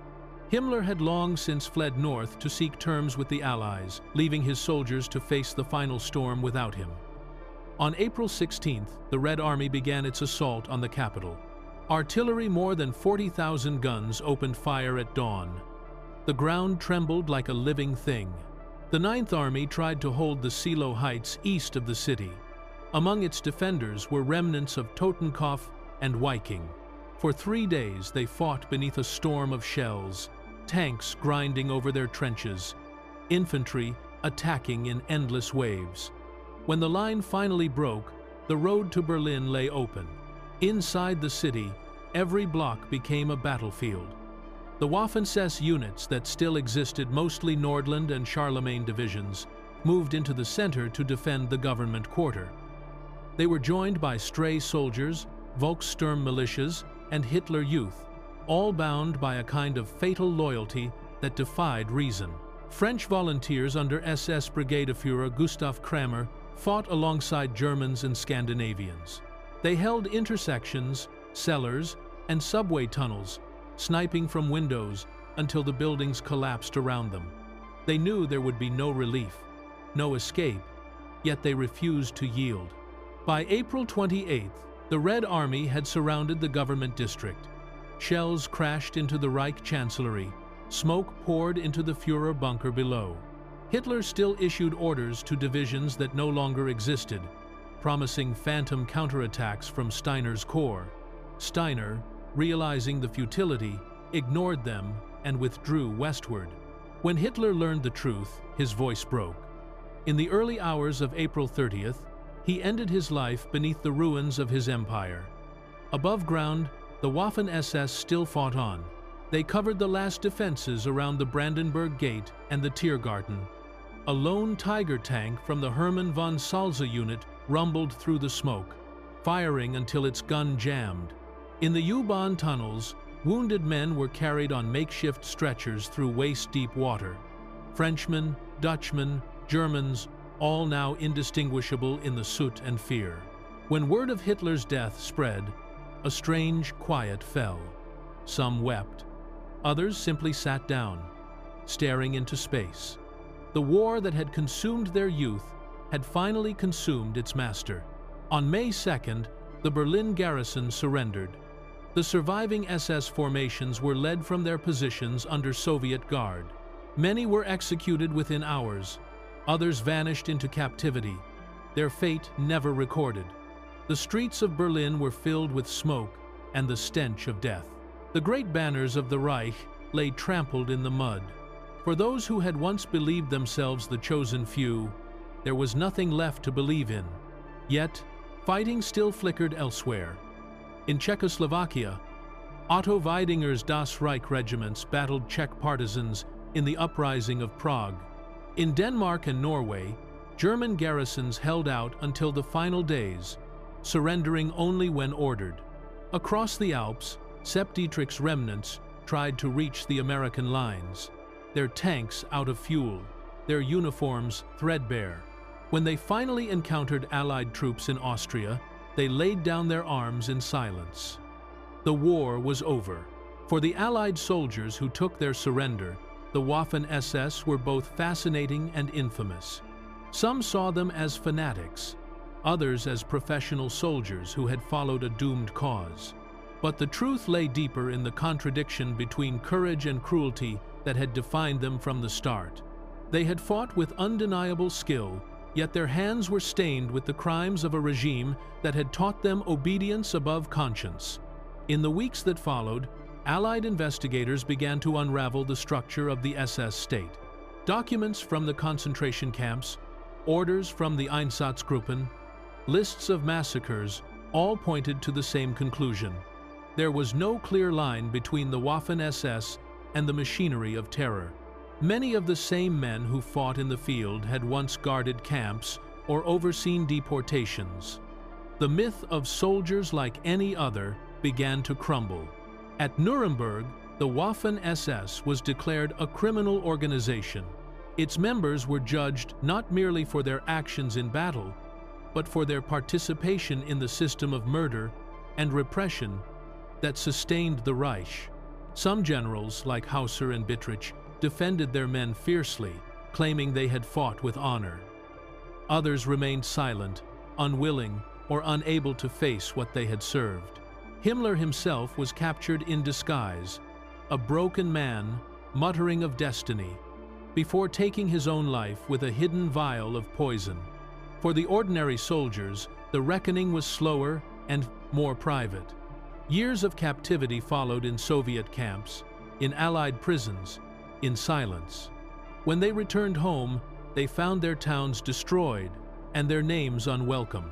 Some sought to rebuild their lives quietly. Others spent decades writing, arguing, trying to explain.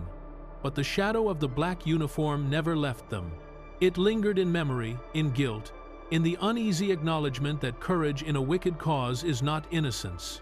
As the last shells fell silent in May 1945, Europe exhaled a breath it had held for 6 terrible years.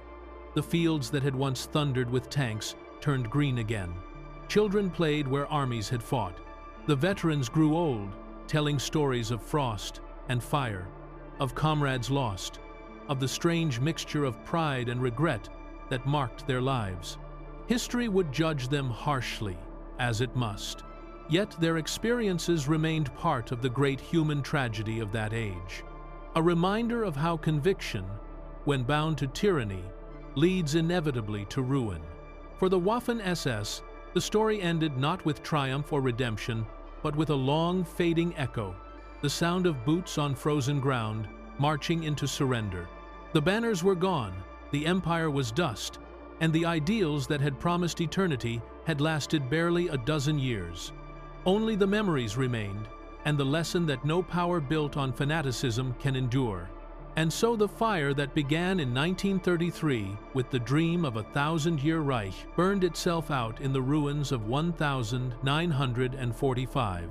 In its ashes lay the truth of the Waffen-SS, men who believed themselves the future, standing amid the wreckage of the past. The reckoning and trials, 1946, 1950 seconds. The guns had fallen silent, yet the echoes of war lingered across Europe like a chill that refused to fade. Cities lay in ruins. Rivers carried ashes instead of reflections. Millions wandered the roads, refugees, soldiers, survivors, each searching for a home that no longer existed. Among them were the men of the Waffen-SS, stripped of their insignia, shorn of their pride, and carrying on their faces the unmistakable look of men who had lived too long in the shadow of catastrophe.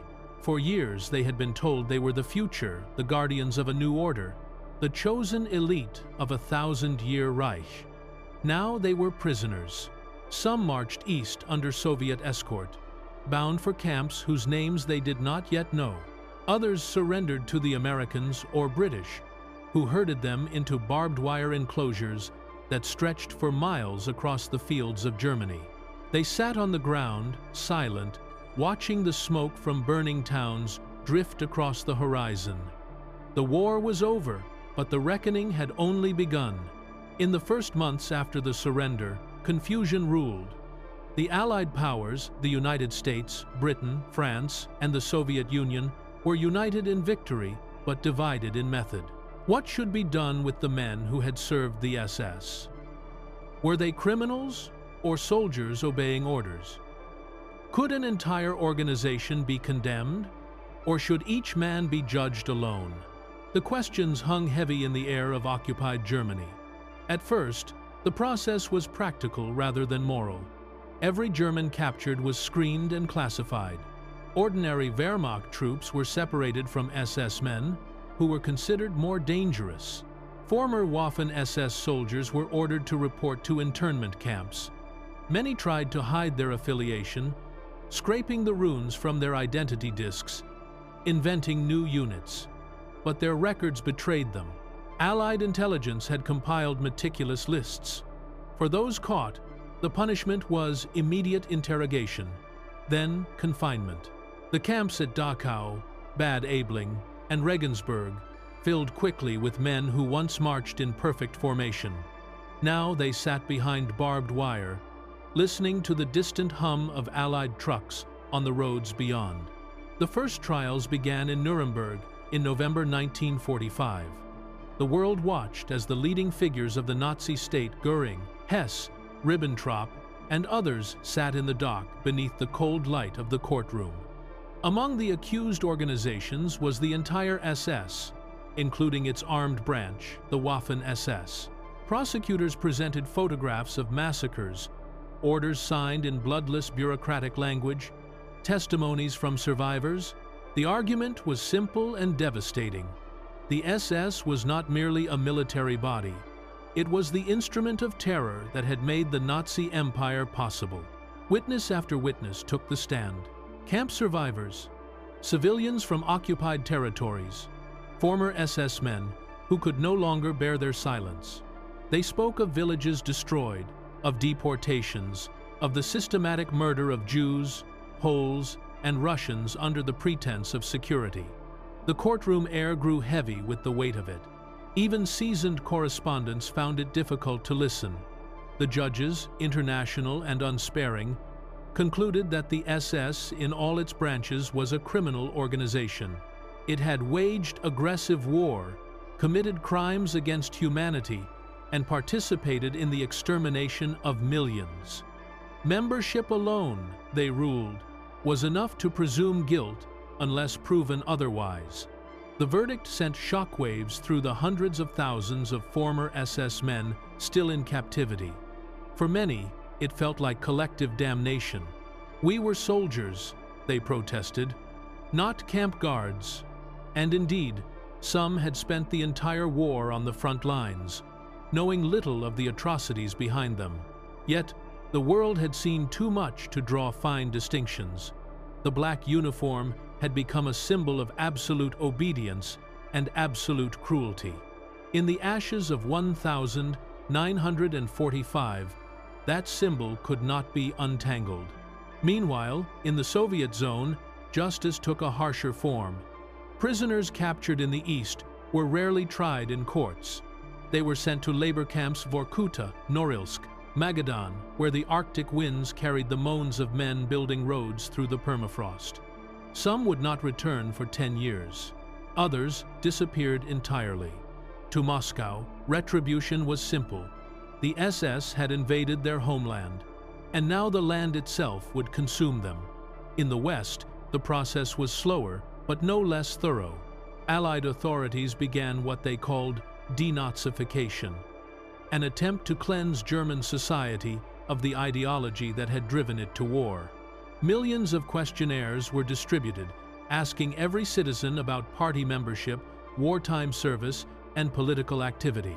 Former Waffen-SS members found themselves barred from public office, from teaching, from any position of trust. Their pensions were denied, their records marked with a permanent stain. For a generation, the letters SS meant exile within one's own country. And yet, time has a way of softening even the hardest lines. As the Cold War began, priorities shifted. The new enemy was no longer the defeated Reich, but the rising power of the Soviet Union. Western Germany, now seen as a potential ally, needed to rebuild its army and its identity. In that climate, many former soldiers, including veterans of the Waffen-SS, found paths back into society. Some were quietly released from camps. Others were re-evaluated and reclassified as followers rather than perpetrators. The moral grayness of survival crept back in. By the early 1952s, associations of former Waffen-SS men began to appear. They called themselves Kameradenhilfswerke, comrade, aid groups dedicated, they said, to helping families, securing pensions, and preserving comradeship. The most famous was HIAG, founded in 1951 by former officers like Paul Hauser and Felix Steiner. They argued passionately that the Waffen-SS had been soldiers like any other, distinct from the concentration camp guards of the Allgemeine SS. They published newsletters, held reunions, and lobbied the new West German government for recognition. Their campaign was controversial from the start. Many Germans, still mourning their losses, wanted to move on without reopening old wounds. Others feared that forgiving the SS too easily would erode the lessons of the war. But in the tense politics of the 1952s, the voices of the veterans found some sympathy. They spoke of comradeship, sacrifice, and the defense of Europe against communism, themes that resonated in a divided continent staring across the Iron Curtain. Over time, certain distinctions began to creep into public memory between the Waffen-SS as fighting men and the broader SS system as architects of genocide. Historians would later challenge that separation, showing how deeply intertwined the two had been. But for a while, the myth endured. In small villages across Germany and Austria, the veterans tried to resume ordinary lives. Some opened workshops or drove delivery trucks. Others retreated to farms, their medals tucked away in drawers. They seldom spoke openly of the war. When they did, it was often in fragments: a night attack near Kharkov, a comrade lost at Kursk, the cold of the Russian steppe. The darker memories remained unspoken. Families learned not to ask too many questions. The silence of those years became part of the post-war landscape, an invisible monument to guilt and endurance alike. Meanwhile, across the world, the memory of the SS lived on in photographs and films. The black uniforms, once symbols of discipline, had become emblems of tyranny. In courtrooms from Warsaw to Nuremberg, evidence continued to surface: diaries, letters, transport lists, testimony from those who had survived the camps. Each new document peeled back another layer of the illusion. By the time the last of the major war crime trials ended in the early 1952, the record was beyond dispute. The Waffen-SS had been inseparable from the machinery of the Reich's crimes, its divisions drawn upon for anti-partisan warfare. Its manpower rotated through the same system that fed the camps and firing squads. The myth of the pure soldier faded, leaving only the complicated truth. And yet, for many veterans, the reckoning was personal rather than historical. They carried it in their dreams, in the faces of the fallen, in the moments of mercy or cruelty they could never forget. Some tried to justify what they had seen, others to atone in quiet ways, through work, through silence, through small acts of kindness that perhaps no one else noticed. But the past has a way of following a man home. Decades later, neighbors still whispered, children still asked, and the old soldiers still paused before answering. In the East, the story ended differently. The men captured by the Soviets returned home, if they returned at all, in the mid-1950s. They were gaunt, aged beyond their years, their eyes haunted. They had spent a decade cutting timber or mining coal under Arctic skies. Many found their families gone, their towns rebuilt without them. They came back to a world that no longer recognized their sacrifice, only their guilt. A few wrote memoirs, more often to survive than to confess. Their words, brittle and defensive, tried to separate the soldier from the crime, the battle from the ideology. Readers found them troubling, sometimes pitiful, sometimes persuasive, and always incomplete.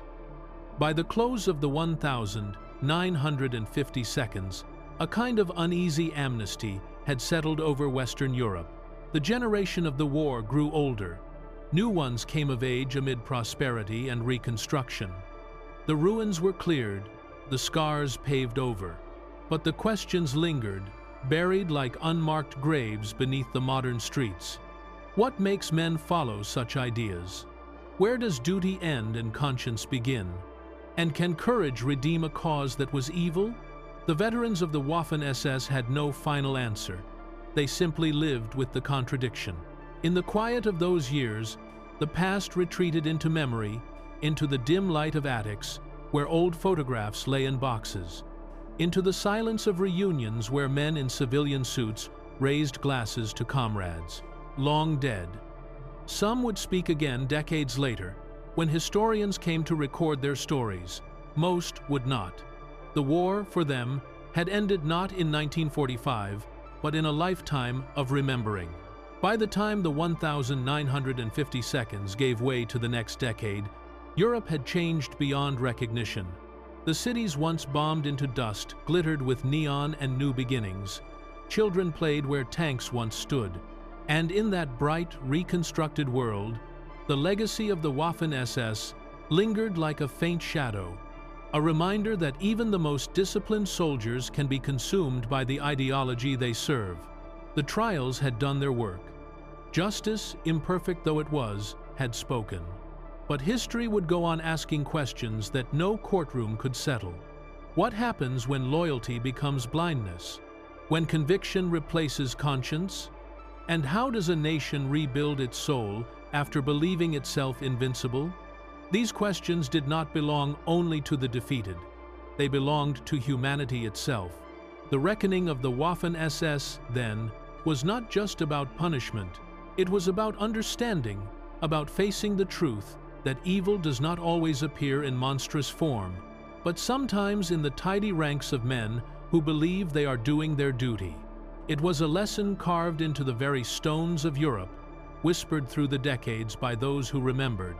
And as the 1,950 seconds faded into history, the world moved on, but the shadow remained, long and quiet, stretching from the ruins of Nuremberg across the heart of a continent that had once burned.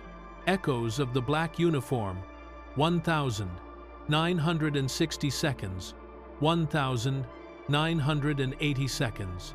By the dawn of the 1,960 seconds, Europe had begun to breathe again. The cities once broken by war were filled with the clatter of rebuilding cranes over rooftops, the hum of trams, the laughter of children too young to remember the fire. But beneath that new life, shadows still stirred. The war was not gone. It had only changed shape. It lived on in memories, in silence, and in the uneasy faces of men who passed one another in train stations without a word. For them, the black uniform of the Waffen-SS was not merely a relic. It was a mark carried invisibly, a reminder of a past that refused to fade. 2 decades after the surrender, time had done what politics could not. The lines between guilt and survival had blurred. In Western Europe, the Cold War now defined loyalties. The Soviet Union stood as the great threat, and old soldiers were quietly revalued in light of new enemies. West Germany, rebuilt and rearmed under NATO, found itself needing experienced officers to shape its new defense force, the Bundeswehr. Among those approached were men who had once worn the runes of the SS. They were no longer called fanatics, but veterans. Some, like Paul Hauser, argued that they had fought not for Nazism, but for Europe itself. It was a convenient story for a world desperate to forget. Yet forgetting was never easy. Across Germany, the generation born after the war, the children of soldiers began to ask questions their fathers could not answer. In schools, teachers spoke cautiously about the time of Hitler. In homes, the subject was avoided altogether. But history has a way of returning, often through the voices of the young. By the late 1,960 seconds, student movements swept through Europe, demanding truth and accountability. They asked their parents, "What did you do?" And for the first time, the silence cracked. In that decade of protest, the myth of the Waffen-SS faced new scrutiny. Old officers who had published memoirs in the 1,950 seconds were now confronted by journalists and historians, armed with documents, testimonies, and a different moral language. The younger generation no longer saw glory in the old battles. They saw fanaticism, brutality, and a refusal to reckon with reality. Television brought images of the Holocaust into living rooms, emaciated faces behind barbed wire, bulldozed graves, the evidence of a horror that could not be separated from the courting rooms, uniform that had marched alongside it. The world began to connect the dots that veterans had long tried to keep apart. Still, the veterans persisted in their version of remembrance. HIAG, the Waffen-SS lobby group, held reunions in quiet towns, its members aging but still defiant. They gathered in community halls adorned with flags bearing eagles without swastikas, a gesture toward legality. They spoke of comradeship, of frozen nights in Russia, of courage unrecognized. Their newsletters spoke little of ideology, nothing of crimes. They focused instead on pensions, fairness, and the hope that history might one day distinguish between the soldier and the regime. But history rarely divides so neatly. By the early 1,970 seconds, that hope was fading. The post-war economic miracle had transformed West Germany into a prosperous democracy. The people wanted progress, not nostalgia. Younger historians began to revisit the archives, military orders, Einsatzgruppen reports, internal SS documents, and what they found left little doubt. The Waffen-SS had been no mere fighting force. Its divisions had guarded ghettos, executed prisoners, razed villages in reprisal, and handed over partisans and civilians alike to the Gestapo.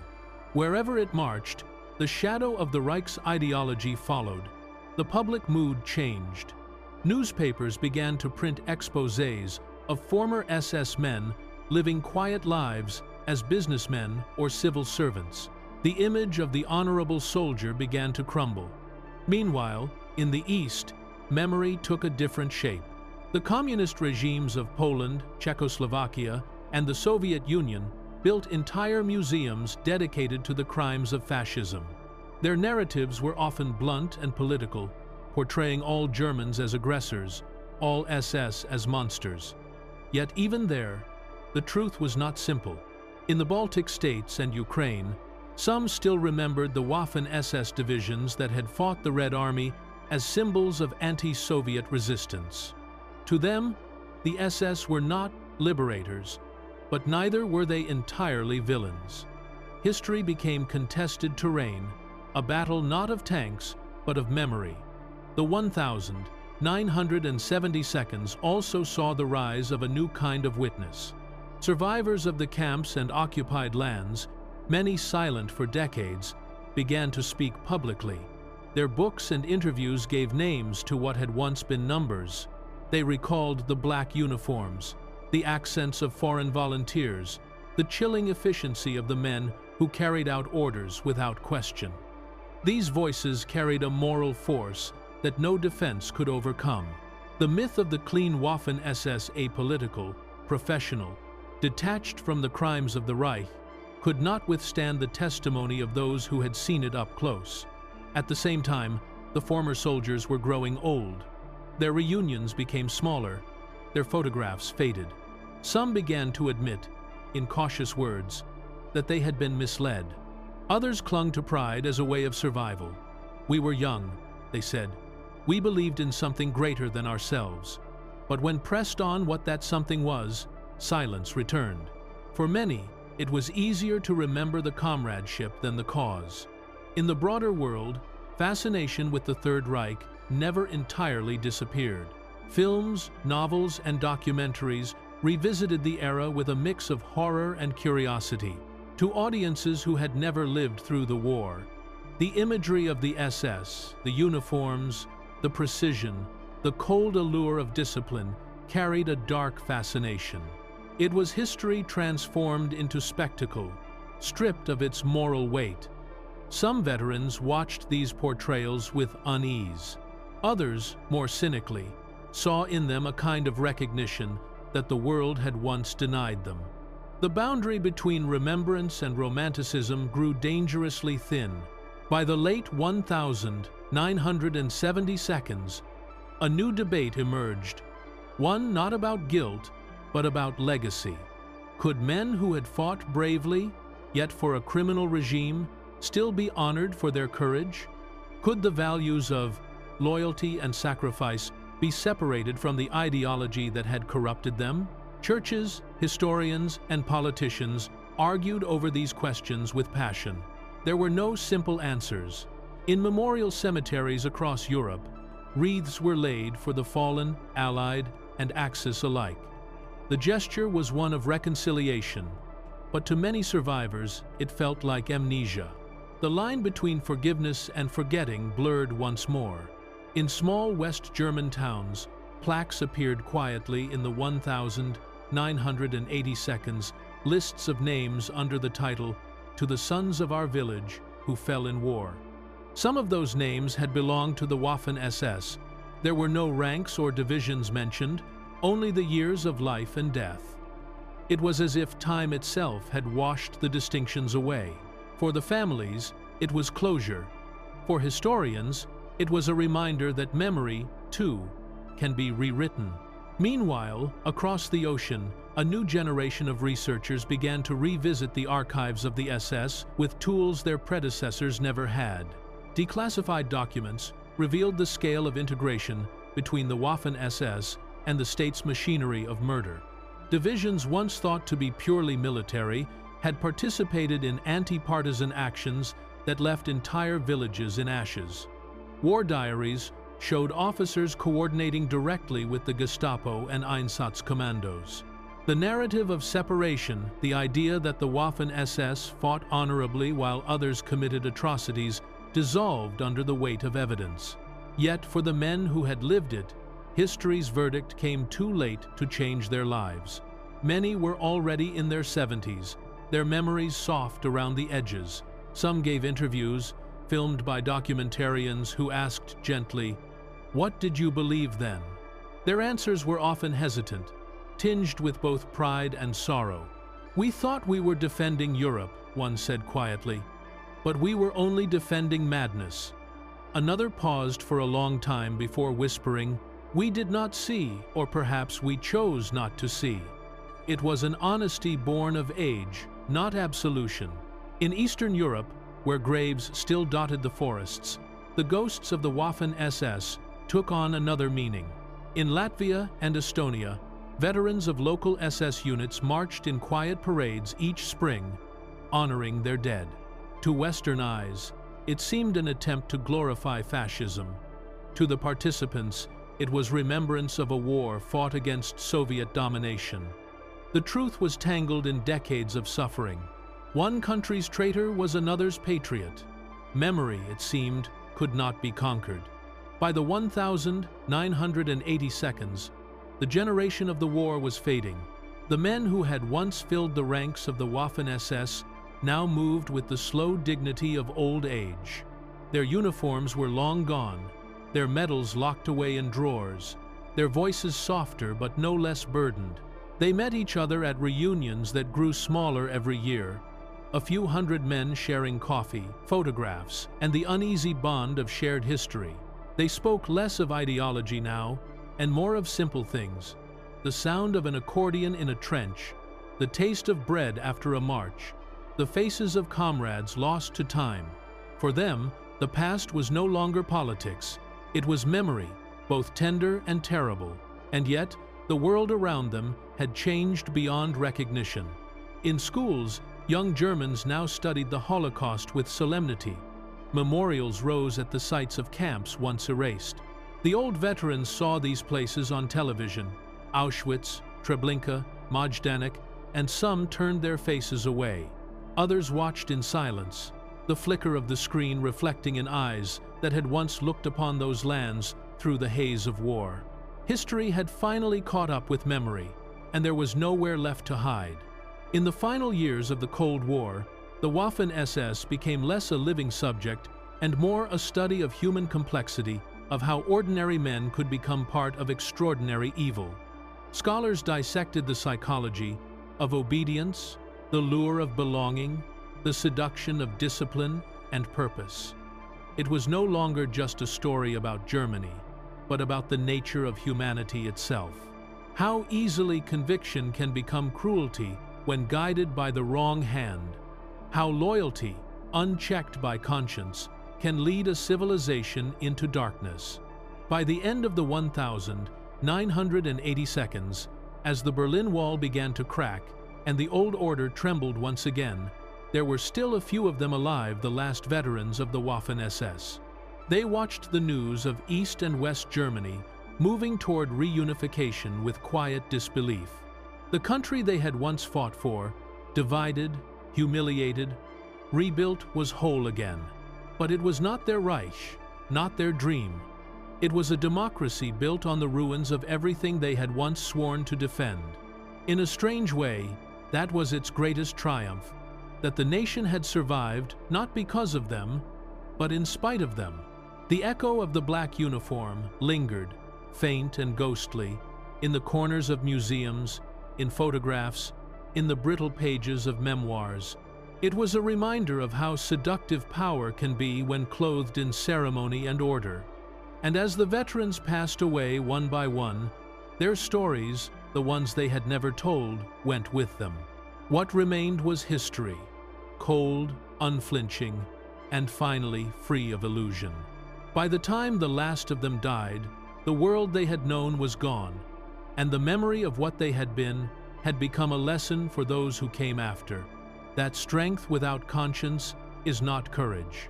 That obedience without humanity is not honor, and that the black uniform, for all its pride and precision, had carried within it the seeds of its own destruction. The Afterlife of Memory 1990 seconds present. By the early 1990 seconds, Europe had changed beyond recognition. The Iron Curtain that had divided the continent for nearly half a century was gone. Walls had fallen, flags had changed, and nations that once marched under the banner of occupation were discovering their own forgotten histories. Yet beneath the new maps and the talk of freedom, one old ghost remained the shadow of the Waffen-SS. Half a century had passed since the guns had fallen silent, but the memory of those black uniforms still unsettled the conscience of Europe. For the surviving veterans, time itself had become both an enemy and a kind of mercy. They were old men now, their backs bent, their medals tarnished, their memories slipping somewhere between pride and regret. And as they looked out upon the new world taking shape around them, they could feel the slow erasure of everything they had once believed would last forever. In Germany, the 1990 seconds began with reflection.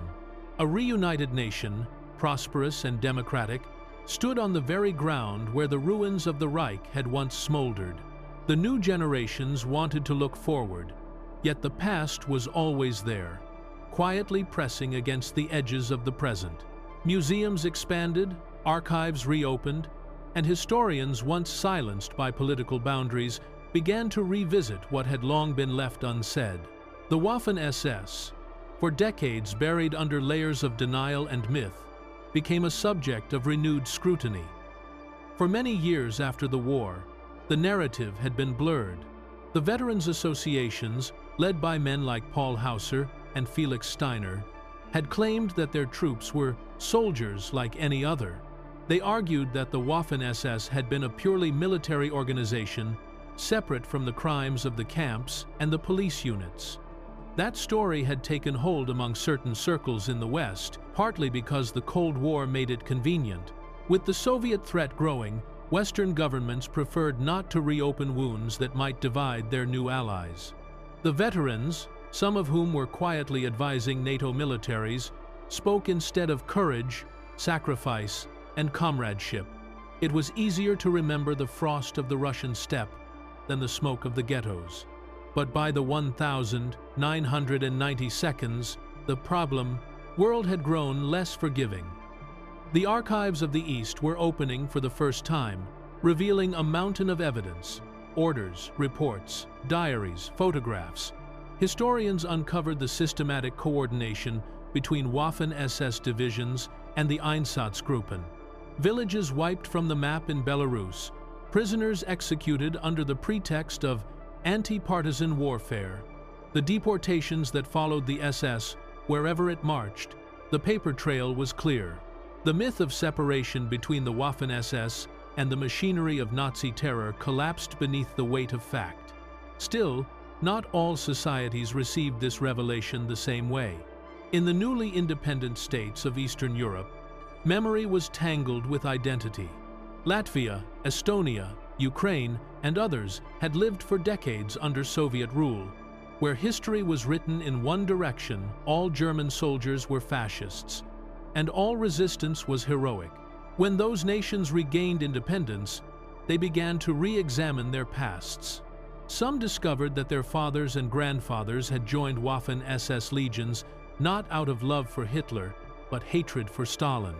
The black uniform, once a mark of shame, was reinterpreted by a few as a symbol of national struggle against the Red Army. It was a dangerous simplification, yet a deeply human one. Memory in these places became a battlefield of its own veterans, marching through city squares beneath aging banners, while protesters shouted from the sidewalks. Governments struggled to find balance, to honor the suffering of their people under Soviet rule without excusing collaboration with the Nazis. In that uneasy tension, history was rewritten and reread, not to glorify, but to reclaim. The Waffen-SS became both a stain and a mirror, reflecting not only what men had done, but what nations still feared to confront. In Germany and Austria, meanwhile, time itself had become the final judge. The veterans' gatherings grew smaller each year. Once held in large halls with speeches and regimental songs, they were now quiet affairs, a few dozen men meeting in cafes, their conversations slower, their laughter subdued. The HIAG organization, once powerful and outspoken, faded as its members passed away. Its last publications carried the tone of farewell rather than defiance. They spoke of fallen comrades, of loyalty, of misunderstood honor. Yet, between the lines, there was something else, a recognition, unspoken but present, that history had moved on without them. The public, too, had changed. The generation born after the war had reached middle age. Their parents' silence had become their own burden. They had grown up surrounded by questions that no one had wanted to answer. Now, with the archives open and the veterans willing or sometimes compelled to speak, they began to piece together the truth. Television documentaries brought the past into living rooms, showing not only battlefields but the atrocities that followed them. School curricula no longer skipped the hard chapters. The black uniform was no longer just a relic of war. It was a lesson, a warning, a reminder. For the few surviving members of the Waffen-SS, this new world was disorienting. Some retreated into bitterness, insisting that their service had been honorable. Others, humbled by age, began to speak more openly. Interviews from this period capture a tone of weary honesty, men acknowledging that they had believed what they were told, that they had trusted their leaders, that they had seen things they wished they could forget. Some wept when they spoke of the faces of prisoners, of the orders they obeyed without question. There was no great confession, no public repentance, only fragments of memory breaking through decades of silence. Outside Europe, the legacy of the Waffen-SS also lived on, though in ways no one could have predicted. Across the Atlantic, in libraries and universities, historians began to study the SS not just as a military institution, but as a social phenomenon, how ordinary men could become instruments of ideology. Books and lectures explored the psychology of obedience, the lure of belonging, and the way symbols could seduce entire generations. For scholars and readers alike, the Waffen-SS became less a story about Germany and more a reflection of human nature itself, of how conviction, pride, and fear can intertwine to produce catastrophe. In the popular imagination, however, the image of the Waffen-SS remained complex. Films, novels, and video games depicted their battles with cinematic flair, often separating the soldier from the ideology. For younger audiences, the uniforms and insignia were sometimes stripped of meaning, becoming icons of aesthetic fascination rather than moral weight. Veterans who saw this commercialization of their past felt uneasy. They had lived through the reality, the mud, the screams, the fire, and to see it turned into spectacle left them conflicted. Some were glad that their story was remembered at all. Others saw it as yet another distortion, another mask over the truth. By the 2000s, most of the men who had fought under the SS banners were gone. Their voices lingered only in recordings, their faces in fading photographs. Yet the debates they had sparked continued to echo. Historians argued over definitions. Could the Waffen-SS be called an army? Was it driven by fanaticism or by a warped sense of duty? Could there be such a thing as courage in the service of evil? The questions had no easy answers, and perhaps that was the point. Across Europe, memorials rose not to glorify, but to remember. The battlefields of Normandy, Kharkov, and the Ardennes became places of quiet pilgrimage. Families of veterans, both German and Allied, sometimes met at these sites, standing side by side before rows of crosses. There were no speeches, only silence. The earth beneath their feet had long absorbed the blood of both. In the east, where many of the Waffen-SS's worst atrocities had taken place, remembrance took another form. Small plaques appeared in towns once destroyed, marking where civilians had fallen. Museums opened in former ghettos and camps, telling the stories that had been silenced for decades. Visitors walked through them slowly, reading the names, studying the faces in photographs. It was there, in those quiet rooms, that the true weight of history was felt, not in grand monuments or political statements, but in the simple act of bearing witness. The 21st century brought a new kind of remembrance. Digital, dispersed, global, online archives made documents available to anyone with curiosity. Researchers from around the world could trace the fates of divisions, commanders, and individuals once buried in military files. But the internet also carried the darker side of memory.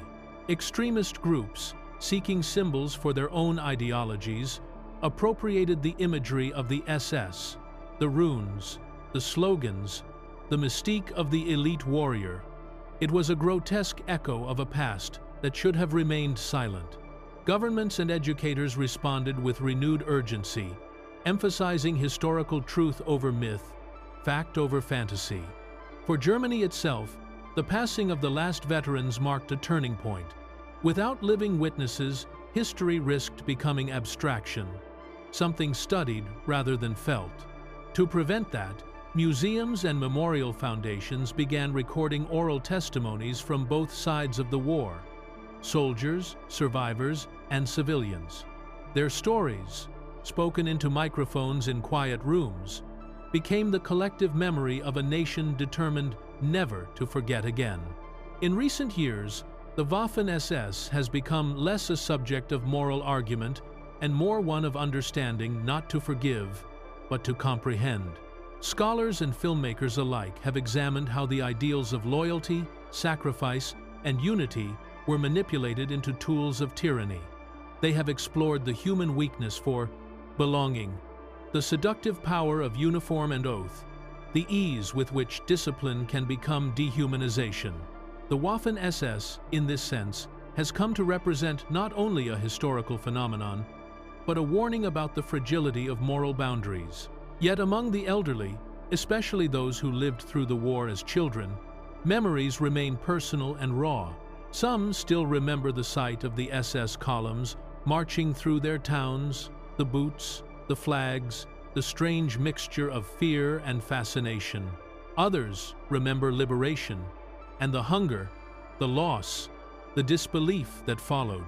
For them, the black uniform is not an abstraction. It is the shape of their childhood, the sound of approaching engines at night, the echo of orders shouted in a language of authority. As the century turned, Europe built its new identity on remembrance. In Berlin, the memorial to the murdered Jews of Europe stands only a short walk from the site of Hitler's bunker, a deliberate juxtaposition of memory and accountability. Across the continent, students visit these places each year, walking among the stones, listening to guides explain the machinery of ideology that once consumed their grandparents' world. And somewhere in that quiet reflection lies the final chapter of the Waffen-SS, not in glory or defiance, but in the enduring question of how such faith in obedience could lead to such ruin. The veterans are gone now. Their graves lie scattered across Europe, in Germany, in Russia, in France, in nameless forests and mountain passes. Some are tended by families, others are forgotten by all but the wind. The medals they once wore lie in drawers, the uniforms locked away in museums. Yet the memory of what they represented endures, reshaped by time but never erased.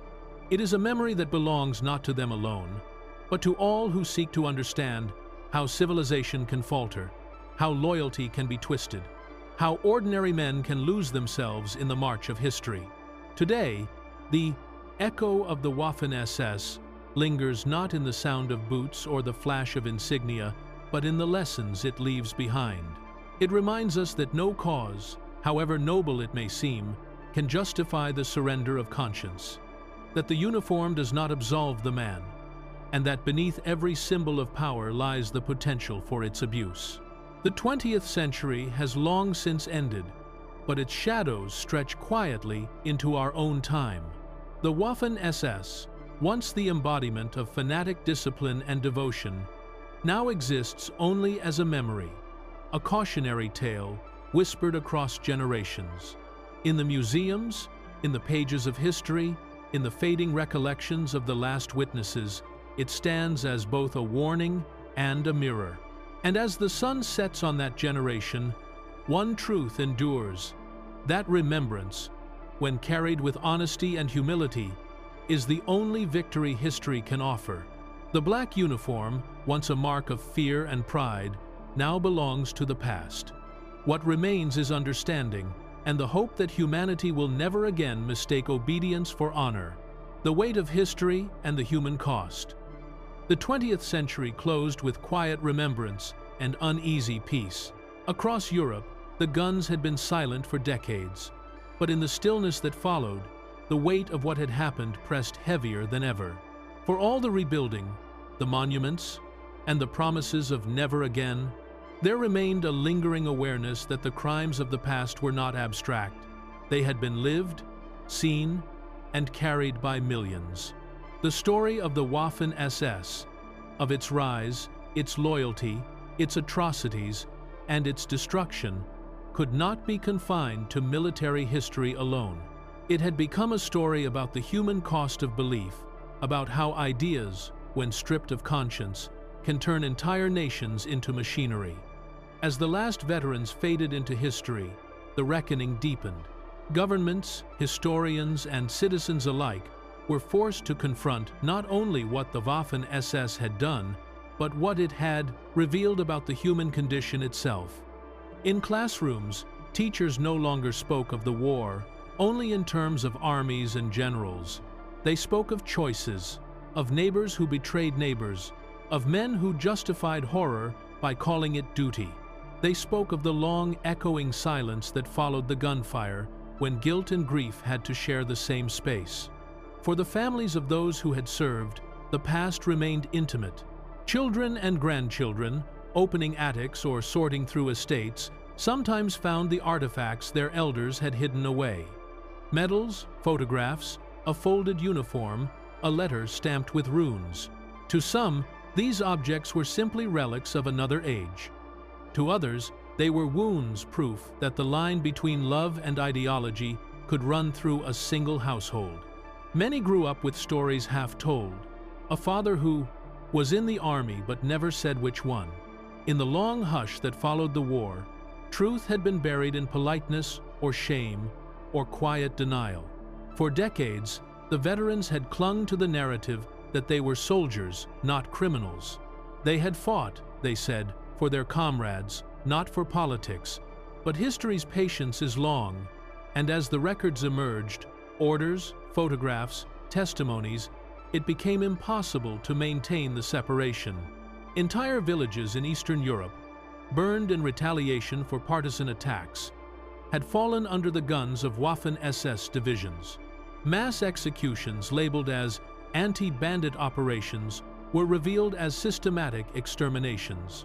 Civilians in France, Italy, Greece, Yugoslavia, ordinary people had faced the same cold efficiency once reserved for battlefields. The weight of these revelations was not only historical, it was moral. How could a nation reconcile bravery and barbarity in the same uniform?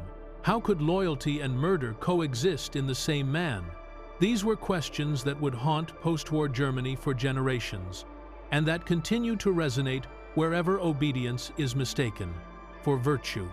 By the early 2000s, new memorial projects began to appear across Europe. In Germany, museums no longer spoke only of battles won or lost, but of the human consequences behind them. The names of victims replaced the symbols of divisions. In France, plaques marked not the sites of victory, but of massacre. In the East, long hidden graves were unearthed. the bones of villagers who had vanished during the war, finally receiving burial and acknowledgement. Every discovery carried with it the same message. The war was not distant. It was underfoot, buried in the soil of the present. In places like Belarus and Ukraine, where Waffen-SS units had once fought, memory remained conflicted. There were those who saw the Germans as invaders, bringers of destruction and cruelty, and there were those who saw them, in hindsight, as temporary allies against Soviet domination. Both perspectives contained pain, and both carried truth in fragments. History, in these lands, was a wound reopened with every generation. Meanwhile, the academic study of the Waffen-SS grew more nuanced. Scholars began to explore not only what they had done, but why they had done it. What motivated young men to join such an organization? What drove them to fight so fiercely, even when defeat was certain? The answers were complex. Some were driven by ideology, indoctrinated in racial superiority, convinced of destiny. Others were drawn by camaraderie, the allure of belonging to something elite, something greater than themselves. Many were simply products of their time, shaped by propaganda, hardened by war, swept along by a tide they neither questioned nor controlled. But if the causes were many, the consequences were the same. Entire generations were lost, not only in death but in conscience. The Waffen-SS had embodied the fusion of modern efficiency with medieval cruelty, a reminder that progress in science or organization does not guarantee progress in morality. It was a paradox that would haunt historians and philosophers alike. How a nation capable of such discipline and innovation could also produce such horror. In documentaries and testimonies recorded at the turn of the century, survivors, both soldiers and civilians, spoke in tones stripped of drama. The voices were quiet, reflective, filled with pauses. An old German veteran described marching through the ruins of Warsaw, realizing for the first time the scale of destruction he had helped bring. "We thought we were fighting chaos," he said softly, "but it was we who carried it with us." A woman from Ukraine remembered hiding her brother in a cellar as SS troops moved through her village. "We did not breathe," she whispered. "If they had heard, there would be no us." These stories did not accuse or justify. They bore witness, and in their honesty lay the beginning of understanding. The passing of time has not softened the lessons of that era. If anything, it has made them clearer. In a world still prone to extremes, to populism, fanaticism, the worship of strength, the Waffen-SS stands as a warning carved into history. It shows how quickly the ideals of loyalty and duty can be twisted into tools of tyranny. How easily the uniform meant to protect can become a symbol of oppression, and how the rhetoric of purity, of belonging, of destiny can transform ordinary people into instruments of destruction. The human cost of the Waffen-SS cannot be measured only in numbers. It lies in the millions of lives disrupted, the civilians driven from their homes, the prisoners who never returned, the soldiers who lived the rest of their days with ghosts for company. It lies in the silence of post-war families, in the generations that inherited guilt they did not earn but could not escape. It lies in the way history, even now, trembles when confronted with its own reflection. For Germany, the journey toward reckoning was long and painful. The first decades after the war had been about survival, rebuilding, and silence. Only later came introspection. By the turn of the century, German society had developed what many called Erinnerungskultur, a culture of remembrance. It was not pride, nor shame, but acceptance, a willingness to face the past without turning away. School children learned not only of the generals, but of the victims. The crimes of the SS were not hidden, they were studied. The black uniform, once worn as a mark of superiority, was now displayed behind glass, an artifact stripped of glamour, preserved as warning. Elsewhere, the process was uneven. In parts of Eastern Europe, the collapse of the Soviet Union had left a vacuum in historical narrative. Old wounds reopened, and new myths took root. Monuments were built, others torn down. Veterans of local SS units were remembered by some as patriots, condemned by others as traitors. Every March, small groups of elderly men still gathered to lay wreaths in memory of fallen comrades. They were met by protesters carrying photographs of the civilians their divisions had killed. Between them lay the gulf of memory, two truths that could never reconcile. And yet, across that divide, a strange kind of empathy began to emerge. Younger generations, unburdened by ideology, began to seek dialogue. Students from Germany visited villages once destroyed by their grandfathers' divisions, bringing flowers and apologies. In return, local families shared their stories, their losses. The meetings were small, humble, but profoundly human.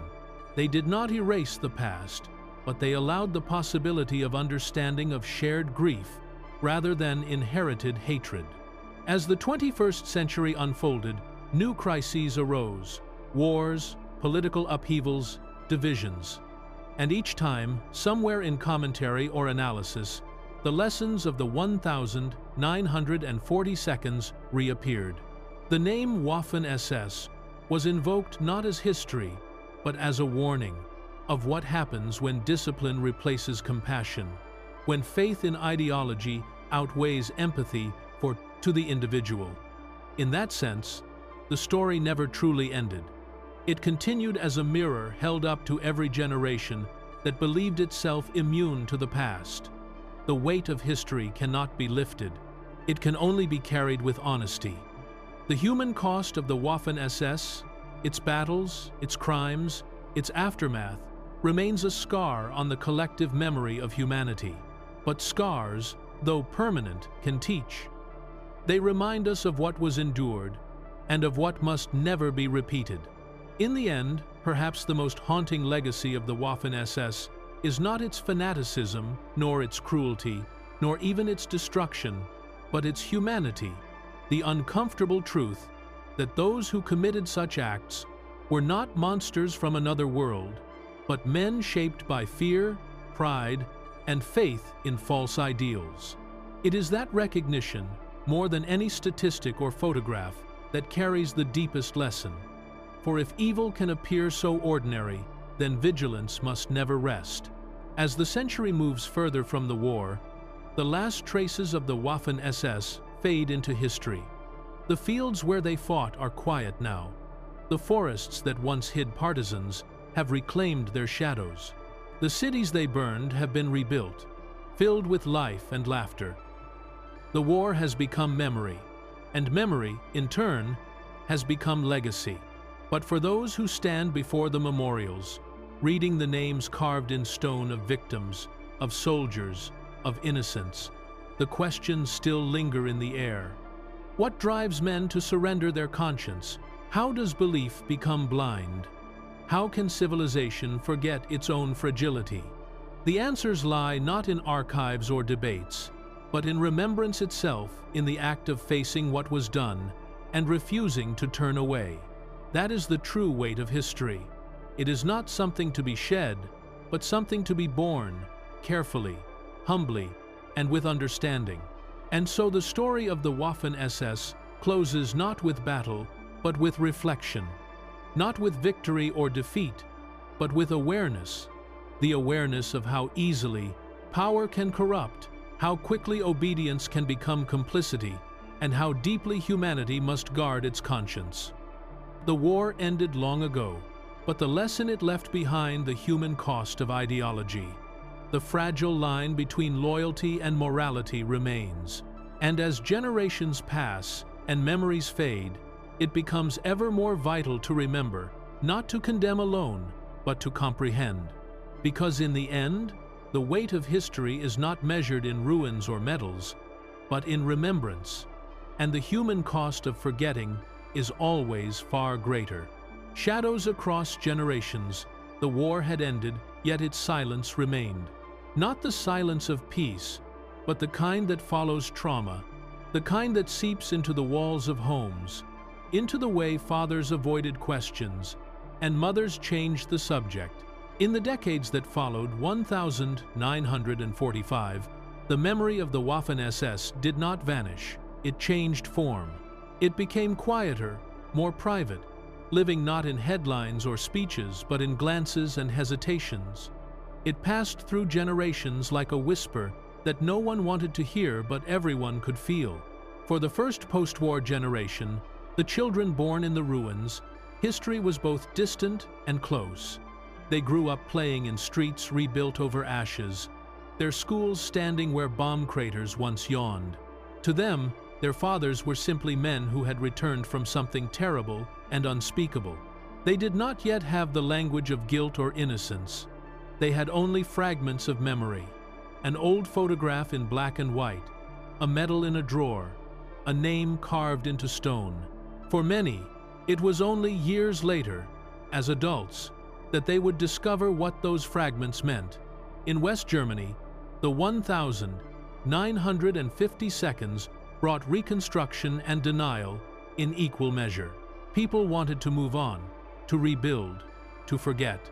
The economic miracle replaced the ruins of war with prosperity, but beneath the new buildings lay the same old foundations. Veterans of the Waffen-SS lived quietly among their neighbors, their pasts unspoken. Many worked in factories, shops, and offices, their war years omitted from conversation. For some, silence was protection from shame, from judgment, from memory itself. For others, it was defiance, a refusal to let the world rewrite their story. Children sensed this silence. They saw the tension when history came on television, the way their fathers' hands trembled when an old march played on the radio. They heard arguments behind closed doors, voices raised, then lowered. A generation grew up surrounded by ghosts they could not name. When they finally asked, the answers were vague. It was war, their parents would say. Things were different then. In East Germany, the story was rewritten differently. Under Soviet influence, the official narrative was clear. All former SS men were fascists, and the new socialist order was built upon their defeat. But even there, silence persisted. Families rarely spoke of fathers who had fought on the wrong side of history. The new ideology offered certainty, but not forgiveness. And so, in both East and West, the truth remained hidden, buried not by censorship, but by fatigue and fear. By the 1,960 seconds, a new generation began to question everything. Students filled the streets, demanding to know what their parents had done, who they had been, and why so much had been left unsaid. In Germany, this became known as the Vergangenheitsbewältigung, the struggle to come to terms with the past. It was not a single movement, but a collective awakening. Universities began opening archives. Historians, many of them the sons and daughters of veterans, started uncovering records that had long been ignored. The image of the Waffen-SS as mere soldiers began to crumble. Confrontations erupted in living rooms as well as lecture halls. Sons accused fathers of complicity. Fathers defended themselves with bitterness or silence.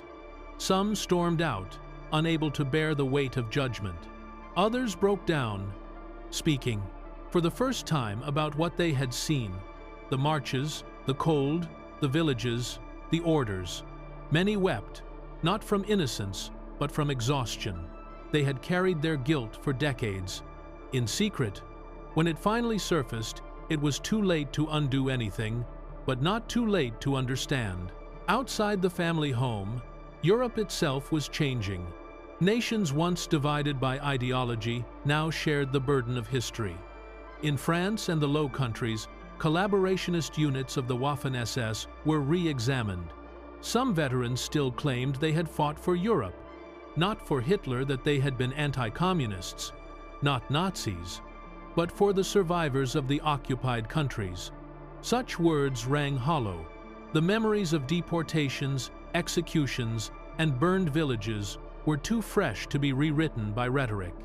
Yet among the younger generation, a strange duality appeared. They did not excuse the past, but they sought to understand it not through ideology, but through empathy. They asked how ordinary men could have been drawn into such darkness, and what it meant for human nature itself. This marked a shift from condemnation to comprehension, not forgiveness, but recognition of complexity. The Waffen-SS became less a monster of history and more a mirror of what can happen when conviction outpaces conscience. In some homes, the past was confronted quietly. A son finding his father's SS dagger in the attic might bring it downstairs, not to accuse, but to ask. Conversations that had been avoided for 40 years began to happen.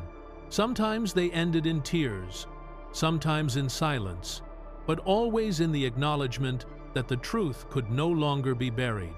For others, the confrontation never came.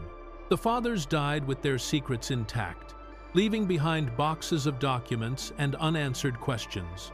By the 1980s and 1990s, grandchildren began to inherit the legacy. To them, the war was history, not memory. But history had a way of becoming personal again. As archives opened and names were digitized, many young Germans, Austrians, and Europeans began researching their family trees, and what they found shocked them. A grandfather listed in an SS division, a great-uncle involved in anti-partisan actions, a family photograph in uniform. Some reacted with shame, others with curiosity, a few with denial. Yet, for most, the discovery sparked a need to know, to understand who their ancestors had been and why. Documentaries and memoirs from this era capture the intimate tension of those discoveries. A young woman recounts confronting her grandmother, who had been a nurse in an SS hospital. She said they saved lives, the woman recalls softly. But when I asked whose lives, she didn't answer. Another, a grandson of an officer, finds his grandfather's letters from the Eastern Front. They begin with patriotic fervor, then descend into despair. "We were told we were defending civilization," one letter reads, "but I no longer know what that word means." In these stories, history becomes human again, stripped of myth, restored to scale. The Waffen-SS ceases to be an abstract institution and becomes something more painful, a collection of individuals, each making choices in a world collapsing around them. The grandchildren, unburdened by their forebears' defensiveness, could finally ask the hardest questions. What makes good men follow evil orders? What does loyalty become when the cause is unjust? And what does responsibility mean when one's only defense is obedience? By the 21st century, a new generation approached the past, differently still. They were not driven by guilt, but by understanding. In German schools, history was taught not as shame, but as awareness, as a safeguard against repetition. Students visited former concentration camps and battlefields, not to judge their ancestors, but to see the consequences of ideology. The Waffen-SS was no longer romanticized, nor even feared. It was studied as a human failure, a warning of what blind loyalty can do when coupled with power. Across Europe, memorials evolved. The focus shifted from soldiers to victims, from victories to lessons. In Berlin, the Topography of Terror exhibition stood on the ruins of the SS headquarters, its walls covered not with propaganda, but with faces of those persecuted. School children walked its halls each day, learning not of heroism, but of humanity lost. In Latvia and Estonia, where memory remained divided, historians began public projects to gather testimonies from all sides. SS veterans, Red Army soldiers, and civilians alike, seeking to piece together truth from fragments of pain. Still, the shadows lingered in families. Some descendants of SS men spoke openly, joining reconciliation projects and interviews. Others avoided the subject altogether, fearing stigma or misunderstanding. A few went the other way, rejecting the guilt and embracing distorted myths of valor, especially in the darker corners of the internet, where nostalgia and denial find easy refuge. It was a reminder that history, if left unspoken, does not fade, it festers. But far more common were the quiet reconciliations. A grandson placing flowers at a village memorial, knowing his grandfather once fought nearby. A daughter visiting a museum, and finally seeing the full picture of her father's war. An old man, near the end of his life, confessing to his granddaughter that he had been part of something terrible, and weeping not for punishment, but for release. These were the small, invisible acts through which the generations began to heal. For historians, the Waffen-SS had become more than a subject of study. It had become a symbol of how societies remember. The organization that once claimed to embody Europe's future had, in the end, become Europe's lesson in humility. Its story was now told not through speeches or ideology, but through quiet understanding that civilization is fragile, and that the line between defender and destroyer is drawn in conscience, not command. The shadows across generations were not only German. In France, Belgium, the Netherlands, Norway, and the Baltic states, families faced their own reckonings. Collaborators and volunteers had left their mark too, and for decades, their descendants bore the same questions. Some nations sought to hide these histories, others to confront them. In recent years, open dialogue has replaced old shame, allowing people to speak about what once could not be said, that war leaves no pure sides, only human ones. As the century turns, time has softened voices, but sharpened understanding. The children of the war's children are now the keepers of memory. They approach the past, not as a wound to be hidden, but as a story to be told slowly, calmly, truthfully. The Waffen-SS, once wrapped in myth and denial, has become a testament to what happens when obedience replaces morality, when men forget to question, and when belief blinds compassion. The legacy, in the end, is not in the medals or records, but in the questions left behind. Each generation asks them anew, in different words, but with the same tremor beneath. What would I have done? Would I have followed? Would I have spoken? These questions cannot be answered, but in asking them, humanity keeps itself awake. It is in that asking quiet, persistent, and honest that the shadows across generations finally begin to fade. The final twilight, the last months of the war, had been a descent, not a battle in the traditional sense, but a slow, tragic collapse of everything the Reich had built and believed. The Waffen-SS, once held up as the purest embodiment of loyalty and strength, now stood amid ruins.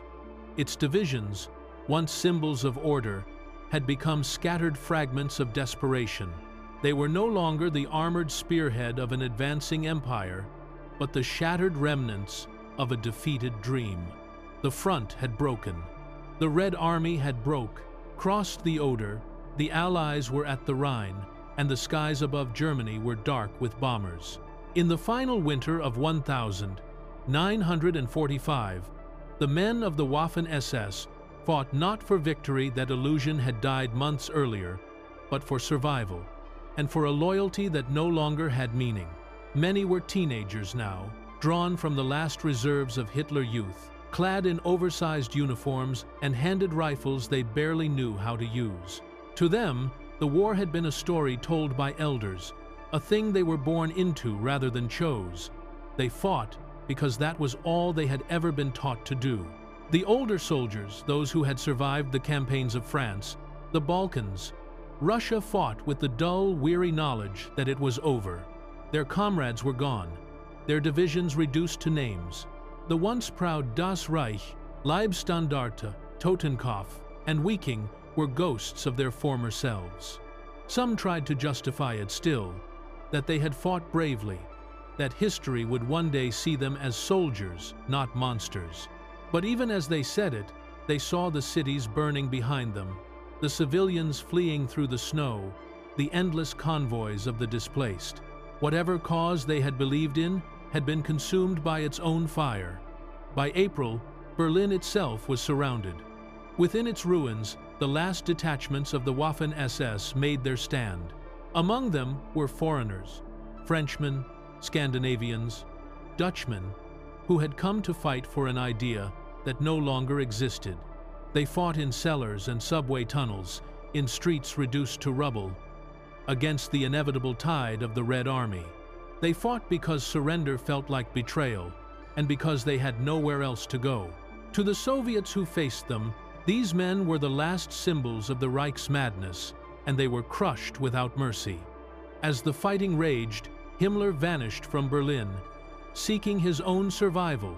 The man who had once ruled through fear and ideology died not in battle but by poison, disguised and defeated. His empire of order, built on terror, ended in disgrace. The Waffen-SS, his creation and obsession, died with him not in a blaze of glory, but in silence. Buried beneath the ruins of the city it was sworn to protect. When the guns finally fell quiet in May 1945, the world emerged from the wreckage to count its dead. The figures were almost incomprehensible. Tens of millions gone, cities erased, generations lost. The Waffen-SS 900,000 men, at its peak, had left behind a legacy written in both valor and atrocity. They had fought with courage, yes, but also with cruelty, with discipline, but without conscience. In every village burned, every mass grave uncovered, their insignia appeared like a dark signature on history's ledger. For those who survived, surrender was not peace. The Allied tribunals quickly drew distinctions between those who had simply fought and those who had killed without hesitation. Some divisions were found guilty of atrocities and disbanded in disgrace. Others were placed in captivity for years. Trials began at Nuremberg, in Dachau, in Warsaw, not for vengeance, but for reckoning. For the first time in history, the machinery of law turned its gaze upon an entire ideology. The Waffen-SS was declared a criminal organization, and with that judgment, the myth of noble service dissolved. And yet, history's cruelty lies in its humanity. Among the accused were men who had never fired on civilians, who had simply fought as soldiers. There were others who had committed terrible acts and felt no guilt at all. The line between them was often invisible. The world wanted clarity, heroes and villains, but war rarely gives that luxury. The Waffen-SS had been both, a disciplined military force and an instrument of genocide, a place where courage and barbarity coexisted until the very end. In the years that followed, Europe struggled to rebuild not only its cities, but its conscience. Germany lay, divided, and so too did its memory. In the West, veterans sought rehabilitation, claiming they had fought for their comrades, not for Hitler. In the East, their names were cursed, their families marked in silence. Over time, as the world moved on to new conflicts, the shadows of the Waffen-SS faded from public debate, but never entirely disappeared. The symbols re-emerged in whispers, in forbidden memorabilia, in the rhetoric of those who wished to remember the past selectively.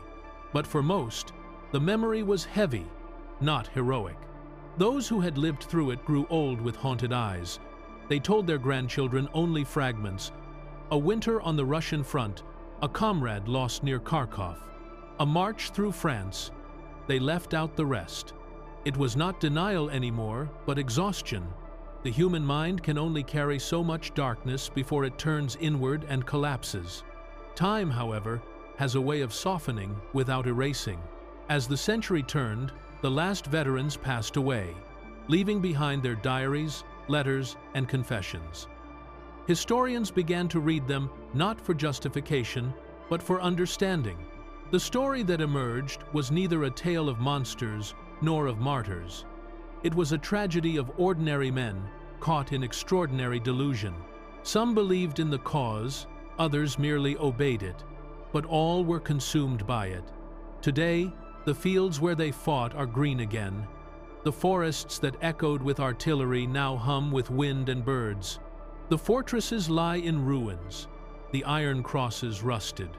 Visitors walk the same roads where convoys once rolled, reading plaques that speak not of victory, but of warning.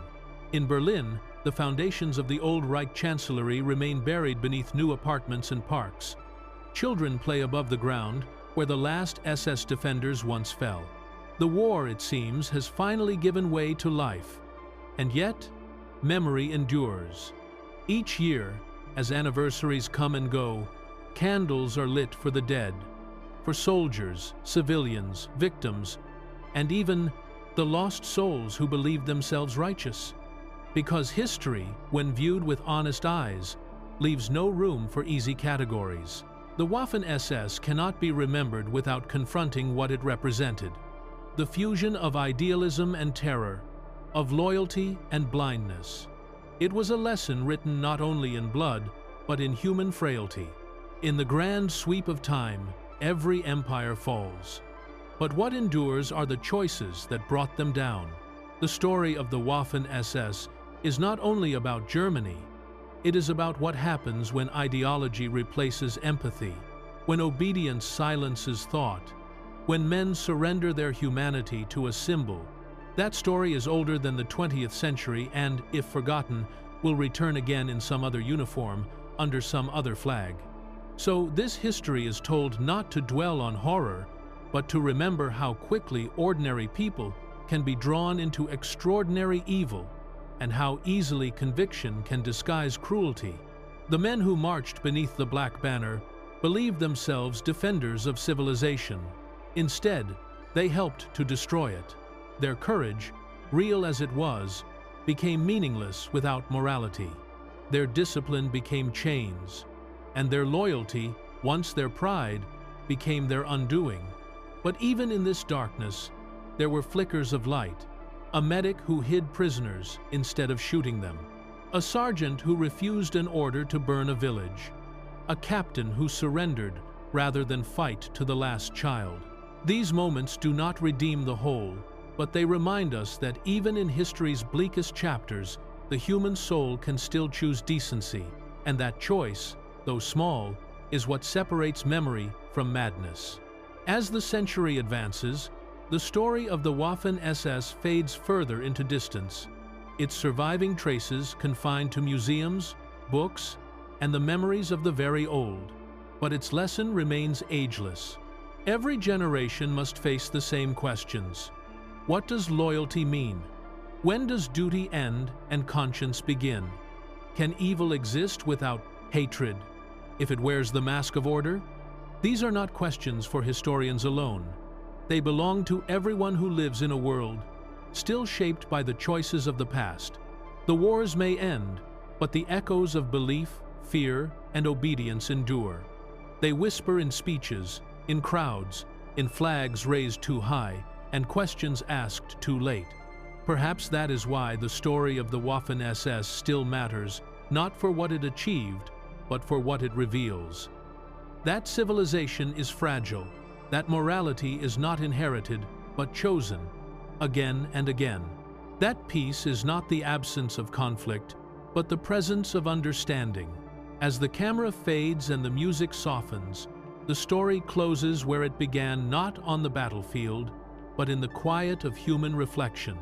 The uniforms are gone, the ideology dust, the empire a warning carved in memory. But the questions remain, lingering like the echo of distant thunder, because history is not the past. It is the mirror we hold to ourselves. And in that mirror, as the night settles over Europe and the world grows silent once more, the lesson of the Waffen-SS endures that even the most disciplined army cannot save a soul that has forgotten its humanity. The war is over, the men are gone, but the story remains a whisper through time, reminding us that no cause, however grand, is worth the loss of conscience. And in remembering them, not to glorify, not to condemn, but to understand, we keep faith not with the soldiers, but with the living, because to remember truthfully is the only victory that lasts.